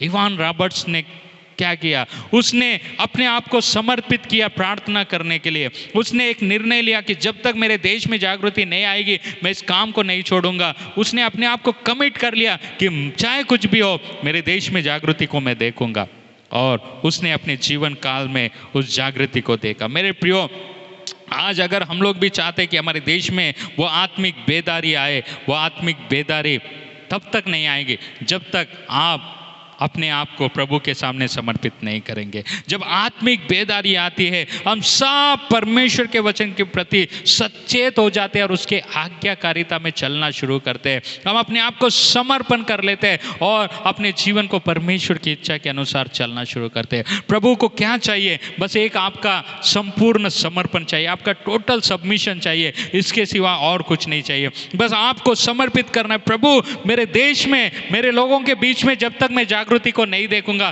तब तक मैं यहां से नहीं हटूंगा। हम लोग याकूब की प्रार्थना को देखते हैं। याकूब जब अपने भाई को धोखा देकर भाग गया और जब वो वापस लौट रहा था, तब परमेश्वर उसको दर्शन देता है। वो परमेश्वर से लड़ता है, परमेश्वर के दूत से लड़ता है। वो दूत बोलता है कि मुझे छोड़ दे क्योंकि सुबह होने वाला है। तब याकूब बोलता है कि नहीं, मैं तब तक तुझे नहीं छोड़ूंगा जब तक तू मुझे आशीर्वाद न दे। वो बोलता है भले ही प्रभु आप कुछ भी कर ले, भले ही आप मुझे नाश कर ले, लेकिन मैं तब तक आपके पैरों को नहीं छोड़ूंगा जब तक आप मुझे आशीर्वाद ना दे। आज क्या हमारे पास ये समर्पण है जो हम लोग प्रभु के सामने रोए, गिड़गिड़ाए, ये प्रार्थना करें, प्रभु जब तक तू मेरे देश में बदलाव को नहीं लाएगा, जब तक तू मेरे देश में जागृति को नहीं लाएगा, मैं तेरे सामने से नहीं हटूंगा, मैं तेरे सामने से नहीं उठूंगा। प्रभु, मेरी एक ही इच्छा है कि मैं मेरे देश में जागृति को देखूं, मेरे देश में मैं बदलाव को देखूं। मेरे प्रियो, वो जागृति बहुत दूर नहीं है, बस उसको चाहिए आपका समर्पण प्रार्थना है, आपका ठोस निर्णय। बस हम लोग अपने देश में, अपने लोगों में जागृति को देख सकते हैं। हम लोग देखते हैं कि किस रीति से ये 120 लोग जो प्रेरितों के काम में वे लोग हैं, अपने आप को वो लोग टोटल सबमिट कर लिए थे परमेश्वर के सामने कि प्रभु तूने बोला है कि यरूशलेम को नहीं छोड़ो, हम नहीं छोड़ेंगे भले ही कुछ भी हो जाए। जब तक तेरी बात पूरी नहीं होगी तब तक हम यरूशलेम को नहीं छोड़ेंगे। जब तक प्रभु तेरी वो प्रतिज्ञा पूरी नहीं हो जाएंगी तब तक हम यरूशलेम को नहीं छोड़ेंगे। आज हम लोग कितना समर्पित है इस बात को बोलने के लिए, प्रभु जब तक हमारे देश में बदलाव नहीं आएगा हम रोना, गिड़गिड़ाना, प्रार्थना करना नहीं छोड़ेंगे, हम उपवास नहीं छोड़ेंगे, हम इकट्ठा होना नहीं छोड़ेंगे, हम लोग तेरे सामने गिड़गिड़ाना नहीं छोड़ेंगे। क्या हम लोग ऐसी प्रार्थनाएं करते हैं? हमारी ऐसी प्रार्थनाएं केवल देश में लोगों के बीच में जागृति को ला सकती है। दूसरी बात जो जागृति के लिए आवश्यक है वो है हमारी एकता पूर्ण प्रार्थनाएं। हम लोग देखते हैं प्रेरितों के काम में पहले अध्याय के 14 वचन में हम लोगों ने देखा, दूसरे अध्याय के पहले से 14 वचन में हम लोग देखते हैं, दूसरे अध्याय के 42 वचन में, चौथे अध्याय के 23 वचन से 31 वचन तक जब हम लोग पढ़ते हैं, ये सारे वो जगह है जहाँ पे ये लोग इकट्ठे होकर प्रार्थना कर रहे थे। अब जब ये लोग इकट्ठे होकर प्रार्थना किए तब एक महान बेदारी को उन्होंने देखा। हम लोग पढ़ेंगे 4 अध्याय उसके 31 वचन को। हमारे पास ज़्यादा समय नहीं है, हम लोग पूरा उसको नहीं पढ़ेंगे। 4 अध्याय 31 वचन को हम लोग पढ़ेंगे। जब वे प्रार्थना कर चुके तो वह स्थान जहाँ वे इकट्ठे थे हिल गया और वे सब पवित्र आत्मा से परिपूर्ण हो गए और परमेश्वर का वचन हियाव से सुनाते रहे। वहां लिखा है जब वे इकट्ठे होकर जब वे प्रार्थना कर चुके तो वे वह स्थान जहां वे इकट्ठे थे हिल गया और सब पवित्र आत्मा से परिपूर्ण हो गए और परमेश्वर का वचन हियाव से सुनाते गए। परमेश्वर का वचन हिम्मत से सुनाते गए। ये कब हुआ? जब वे लोग इकट्ठे होकर प्रार्थना किए, जब वे लोग इकट्ठे होकर प्रभु के सामने गिड़गिड़ाए। और बाइबल बताता है कि उनकी प्रार्थनाओं के बाद क्या हो गया, जहाँ पे वे बैठकर प्रार्थना कर रहे थे वो जगह हिल गया, वो जगह में भूकंप आया, वो जगह में हलचल मच गई, वो जगह में कुछ तो भी ऐसा हो गया जिसने लोगों के जीवन को हिला दिया और वे लोग हिल गए और बड़े हिम्मत के साथ हियाव के साथ प्रभु का वचन सुनाते गए। और बड़ी बेदारी को हम लोग वहाँ पे देखते हैं। मेरे प्रियो, एक छोटे से कमरे से शुरू हुई प्रार्थना आज दुनिया के हर एक कोने तक वो जागृति पहुँच गई। छोटे से कमरे से शुरू किया उन्होंने, उस छोटे से उपरोटी कोठरी में बैठकर प्रार्थना कर रहे थे और वो छोटी सी प्रार्थना, वो छोटे से जगह की प्रार्थना आज दुनिया के हर एक कोने में महान जागृति को लेके आई। आज हम लोग भी यदि इकट्ठे होकर प्रार्थना करेंगे, हम लोग भी उसी जागृति को देखेंगे। ज़रूरत क्या है? हमारी इकट्ठे होकर प्रार्थना, हमारी यूनाइटेड प्रेयर, एकता की प्रार्थना, वही प्रार्थना बेदारी को ला सकती है। हम इंडिविजुअल प्रार्थना करते हैं, हम व्यक्तिगत रीति से प्रार्थना करते हैं। व्यक्तिगत प्रार्थना अलग है और एकता के साथ प्रार्थना करना अलग है। देखिए यीशु मसीह ने क्या सिखाया। जब हम लोग पढ़ते हैं मत्ती रचित सुसमाचार उसका 18 अध्याय 19 वचन, वहाँ पे यीशु मसीह प्रार्थना के बारे में बताता है।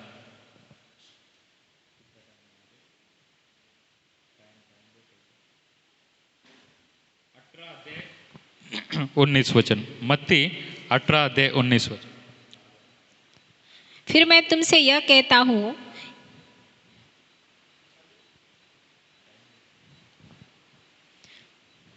फिर मैं तुमसे यह कहता हूँ, यदि तुम में से 2 जन पृथ्वी पर किसी बात के लिए एक मन होकर उससे मांगे तो वो मेरे पिता की ओर से जो स्वर्ग में है उनके लिए हो जाएगी।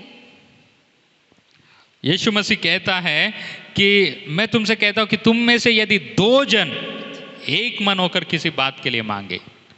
2 जन क्यों आवश्यक है? 2 जन, 2 जन की एकता बदलाव को लाती। यीशु मसीह ये भी बोल सकता था कि तुम में से एक आदमी भी खड़े होकर प्रार्थना करेगा विश्वास के साथ, मैं सुनूंगा। लेकिन प्रभु बोलता है कम से कम 2 जन। मतलब हमारा इकट्ठा होना इतना महत्वपूर्ण है, हमारी एकता की प्रार्थना इतना महत्वपूर्ण है। मेरे प्रियो, यदि शैतान किसी बात से बहुत ज़्यादा डरता है तो वो है हमारी प्रार्थनाएं, हमारी प्रार्थनाएं। और इसीलिए शैतान प्रार्थनाओं को रोक रहा है। इसलिए आज शैतान ने लगभग इतने दिनों से प्रार्थनाओं को रोका है, कलीसियाओं में इकट्ठा होना रोक दिया है, प्रार्थना करना रोक दिया है। शैतान और किसी बात से नहीं डरता, केवल हमारे एकता की प्रार्थना से डरता है, हमारी इकट्ठे होकर प्रार्थना करने से डरता है। इसलिए जब हम लोग प्रार्थना करते हैं क्या होता है, बहुत सारे लोग जब प्रार्थना करते हैं नींद आता है। कलीसिया में हम लोग सब काम करते हैं, लेकिन जब प्रार्थना के बारे में बोले लोग नहीं दिखते। हम लोग बहुत सारे कार्यक्रमों में देखे, बहुत सारे बार मैंने बोला, जब लोग कई बड़े बड़े प्रोग्राम्स होते हैं, क्वायर के लिए आने को बोलेंगे, लोग दौड़े दौड़े चले आएंगे, बजाने के लिए दौड़ कर आएंगे, गीत गाने के लिए दौड़ कर आएंगे। लेकिन जब उपवास की प्रार्थना के बारे में बोला जाए, जब प्रार्थना के बारे में बोला जाए, लोग पीछे हटेंगे, पीछे चले जाएंगे। क्योंकि शैतान आपको गाने के लिए, नाचने के लिए प्रेरित कर सकता है। आपका गाना, आपका नाचना, आपका बजाना लोगों के जीवन में जागृति को नहीं लाएगा। जागृति केवल और केवल विश्वास योग्यता की प्रार्थना, केवल और केवल एक मन की प्रार्थना के द्वारा ही जागृति को आएगा। आप नाचकर, गाकर, बजाकर लोगों को आनंदित कर सकते हैं, लेकिन वो लोगों के जीवन में जागृति का कारण नहीं बनेगा। मेरे प्रियो, जागृति के लिए चाहिए हमारी एकता की प्रार्थना। और आज शैतान बड़े चालाकी से लोगों की एकता को रोक दिया है, एकता की प्रार्थना को रोक दिया है। आज दो लोग इकट्ठा होने से डरते हैं, आज दो लोग एक जगह पे इकट्ठा होकर प्रार्थना करने से डरते हैं। मेरे प्रियो, मैं आपको बताना चाहता हूँ, शैतान चाहे कितने भी हथकंडे अपना ले, यदि हम लोग तैयार हैं उस जागृति को देखने के लिए, तो परमेश्वर जरूर एक महान जागृति को हमारे जीवन के द्वारा भेजने वाला है, हमारे जीवन के द्वारा करने वाला है। इसलिए हम लोगों को एकता के साथ प्रार्थना करने की जरूरत है, हम लोगों को एक मन होकर प्रार्थना करने की जरूरत है। तीसरी बात जो हमारे लिए बहुत आवश्यक है वो है हमारा सच्चा पश्चाताप अपने कार्यों के प्रति, सच्चा पश्चाताप अपने पापों के प्रति, सच्चा पश्चाताप अपने गलतियों के प्रति। बाइबल में हम लोग जब देखते हैं इजरा और नेहमिया के समय में, वहाँ पे एक बहुत बड़ी जागृति आई थी। जो लोग बंदवाई में गए थे वे लोग जब वापस लौटे थे इजरा के समय में, नेहमिया के समय में, एक बड़ी जागृति को हम लोग वहाँ पे देखते हैं। नेहमिया का किताब एक बहुत अच्छा उदाहरण है जागृति के लिए, एक बहुत अच्छा उदाहरण है वो रेस्टोरेशन के लिए। हम लोग जब पढ़ते हैं वहाँ पे इजरा के किताब में और नेहमिया के किताब में एक विशेष बात वे लोग करते हैं, वे लोग संपूर्ण मन से पश्चाताप कर प्रार्थना करते। पढ़िए इजरा की किताब उसका 10 अध्याय पहला वचन। इजरा की किताब 10 अध्याय पहला वचन। जब इजरा परमेश्वर के भवन के सामने पड़ा, रोता हुआ प्रार्थना और पाप का अंगीकार कर रहा था, तब इज़राइल में से पुरुषों, स्त्रियों और बच्चों की एक बहुत ही बड़ी मंडली उसके पास इकट्ठी हुई और लोग बिलक बिलक कर रो रहे थे। इजरा जब प्रार्थना कर रहा था, क्यों प्रार्थना कर रहा था, उस वहाँ पे हम लोग देखते हैं तो बहुत सारे इजरायली लोग जो है वो अन्य जाति स्त्रियों से उन्होंने ब्याह शादियाँ कर लिया था और वो अन्य जाति लोगों के समान वो लोग जीना शुरू कर दिए थे।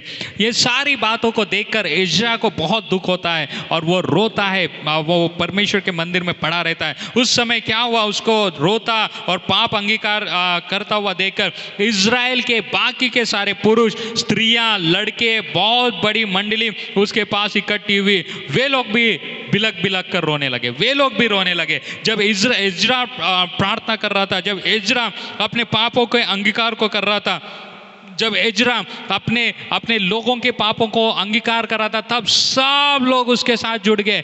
वे लोग भी सच्चे मन से पापों का अंगीकार करने लगे, सच्चे मन से वे लोग परमेश्वर के सामने पश्चाताप करने लगे। हम लोग ठीक वही बात को जब हम लोग नेहमिया के किताब के पहले अध्याय में देखते हैं, नेहमिया भी कहता है, जब हम लोग पहले अध्याय को पढ़ते हैं 6वें वचन को, वो प्रार्थना करता है, तू कान लगे और आंखें खोले रहे कि जो प्रार्थना मैं तेरा दास इस समय तेरे दास इजराइलियों के लिए दिन रात करता हूँ उसे तू सुन ले।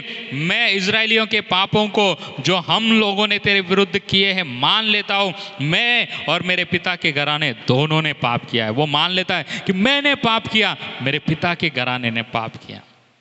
और उसके बाद हम लोग देखते हैं कि कैसे इजराइल का वो पुनर्निर्माण करता है, कैसे वो इजराइल के टूटे फूटे उन दीवारों को, टूटे पड़े उन फाटकों को फिर से खड़ा करता है। मेरे प्रियो, आज बहुत सारे लोगों का आत्मिक जीवन टूटा पड़ा हुआ है, बहुत सारे लोगों की शर्पना टूट गई है, बहुत सारे लोग आत्मिकता में वो लोग इस रीति से जैसे उनका जीवन खंडर हो चुका है।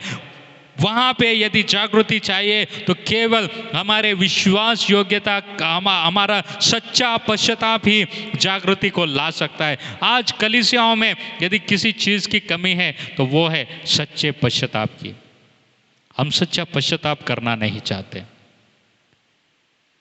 पश्चाताप का मतलब केवल किसी बात के लिए सॉरी बोलना नहीं है, लेकिन हृदय से उसको ग्रहण करना और उस बात के लिए सच में हृदय से दुखित होना। इजरा उनके लिए सच में दुखित हो रहा था, केवल कोई ऊपरी बाहरी वो पश्चाताप नहीं था। उसका पश्चाताप ऐसा था कि उसको देखकर और लोग रोने लगे और लोग गिड़गिड़ाने लगे, हमने पाप किया है। कई बार ऐसा होता है किसी मैयत में हम लोग जाते हैं या कोई व्यक्ति मर गया वहाँ पे हम लोग जाते हैं, जब परिवार का कोई व्यक्ति बहुत रोता है, हम लोग बिना सोचे ही हम लोग भी रोना शुरू करते हैं, भले ही उनके साथ जो मरा हुआ व्यक्ति है उसके साथ हमारा कोई भी रिश्ता ना हो, क्योंकि वो जो व्यक्ति रोता है, वो जो आंसू निकलते हैं वो कोई ऐसे मामूली आंसू नहीं होते, वो हृदय से निकले वाले आंसू होते हैं और वो आंसू दूसरे लोगों के हृदय को भी पिघला देते हैं। हिजरा ने जो पश्चाताप किया या पापों का अंगीकार किया जो उसके लोगों ने किया था, उसको देखकर बाकी के लोगों का हृदय पिघल गया।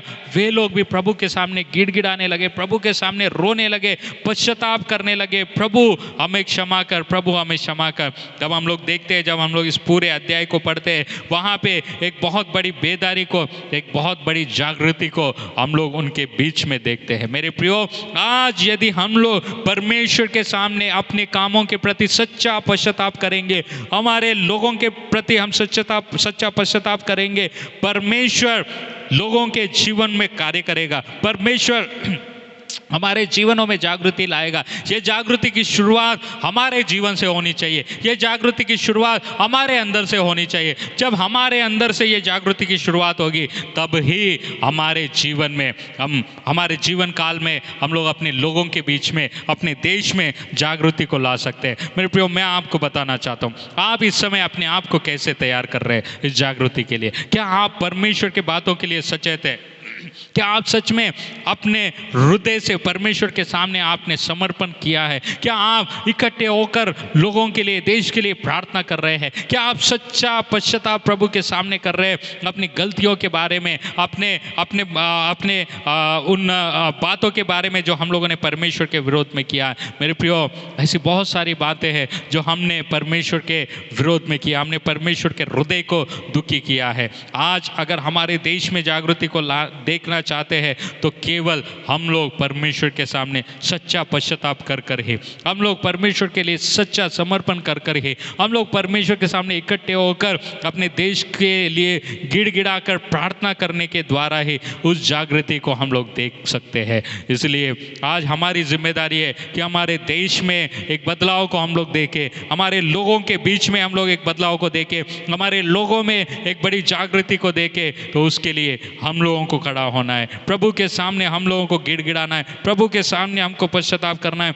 हमारे लोगों के लिए जो नाश हो रहे हैं, हमारे लोगों के लिए जो रो रहे हैं, जो अंधकार में जीवन जी रहे हैं, उनके लिए हमें प्रभु से प्रार्थना करना है। इस समय हम लोग अपनी आंखों को बंद करेंगे, आप जहाँ कहीं पे भी है, आइए हम लोग खड़े हो जाएंगे और प्रार्थना करेंगे, प्रभु से मांगेंगे, प्रभु हमारे देश में वो बेदारी को भेज, हमारे देश में इस बेदारी को भेज। हमारे जीवन काल में, हमारे देश में हम बेदारी को देखना चाहते हैं, हमारे जीवन काल में हम एक बड़ी जागृति को देखना चाहते हैं। हम प्रार्थना करेंगे, प्रभु हमारे समय में, हमारे देश में जागृति को देखना चाहते हैं। याकूब ने जैसे प्रार्थना की, प्रभु जब तक तू मुझे आशीर्वाद नहीं देगा तब तक मैं तुझे नहीं छोड़ूंगा। प्रभु से हम प्रार्थना करें, प्रभु जब तक तू हमारे देश में बेदारी को नहीं भेजेगा तब तक प्रभु हम तेरे सामने से नहीं हटेंगे।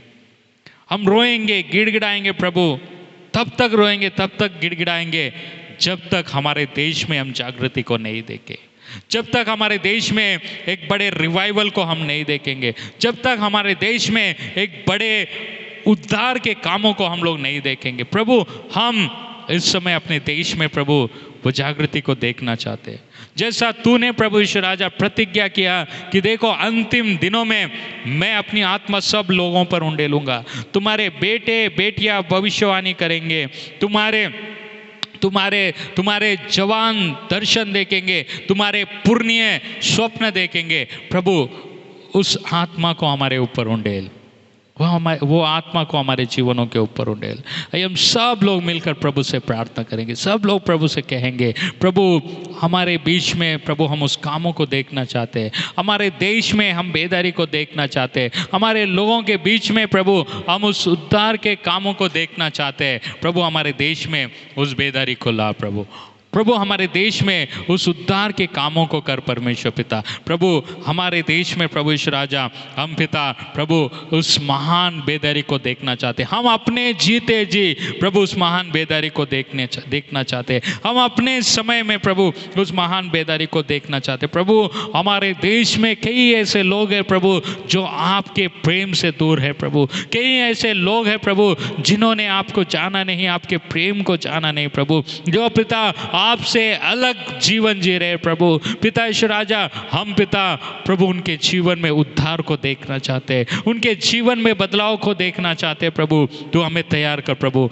हम पिता संपूर्ण समर्पण करते हैं अपने जीवन का प्रभु। हमारे जीवनों का नियंत्रण आप अपने हाथों में ले। जैसा दानियल ने ठान लिया था प्रभु कि मैं उन भोजन वस्तुओं को खाकर अपने आप को अशुद्ध नहीं करूंगा, वैसे ही प्रभु हमारे जीवन को बना, ताकि हम संसार की अशुद्धता से प्रभु दूर रहने के लिए प्रभु अपने मनों में ठान ले, निर्णय ले और कहे कि मैं संसारिकता की इन बुराइयों से अपने आप को दूर रखूंगा। प्रभु हम पिता निरंतर प्रभु इकट्ठे होकर प्रार्थना करना हमें सिखा प्रभु ईश्वर राजा। हमारे देश को प्रभु ईश्वर राजा प्रभु बदलने के लिए हम दिन रात तेरे सम्मुख गिड़गिड़ाना सीखा प्रभु। तेरे सामने इकट्ठे होकर प्रार्थना करना सीखा प्रभु। हमें सच्चा पश्चाताप दे प्रभु ईश्वर राजा। हम अपने बातों के लिए सच्चा पश्चाताप करना हमें सीखा प्रभु। हम अपने गलतियों के लिए सच्चा पश्चाताप करना हमें सीखा प्रभु। हमें अपने पापों के लिए, अपने अपराधों के लिए सच्चा पश्चाताप करना हमें सीखा परमेश्वर। हमारे जीवनों में कार्य कर, हमारे देश में प्रभु कार्य कर पिता। प्रभु हम धन्यवाद देते हैं पिता, आज के दिन जितने भी लोगों ने प्रभु तेरे इन वचनों को सुना है प्रभु, हर एक के जीवन को तू आशीष दे, हर एक के जीवन में तू कार्य कर, हर एक का तू अभिषेक कर प्रभु। और हर एक जन पिता उस अंतिम बेदारी के लिए अपने आप को तैयारी करने के लिए सहायता कर, अपने आप को तैयार करने के लिए सहायता कर, मदद कर। जितने भी लोगों ने आज इन बातों को सुना है उनके जीवन में कार्य कर, ताकि वे अपना जीवन समर्पित करने पाए, अपने आप को आपके हाथों में सौंपने पाए और प्रभु आपकी महिमा के लिए अपने जीवन को वो देने पाए। धन्यवाद प्रभु, तूने हमारी प्रार्थना सुना। यीशु के नाम में इस प्रार्थना को मांगते, सुन और बड़ी दया से ग्रहण कर, आमीन। प्रभु का धन्यवाद हो इस समय के लिए। आप सभी का भी धन्यवाद जो आप लोग हमारे साथ जुड़े रहे। प्रभु आपको आशीष दे। इसी रीति से हर रविवार को आप हमारे साथ जुड़िए, आराधना में भाग लीजिए और प्रभु के आशीषों को आप लोग प्राप्त कीजिए। प्रभु आप सबको आशीष दे।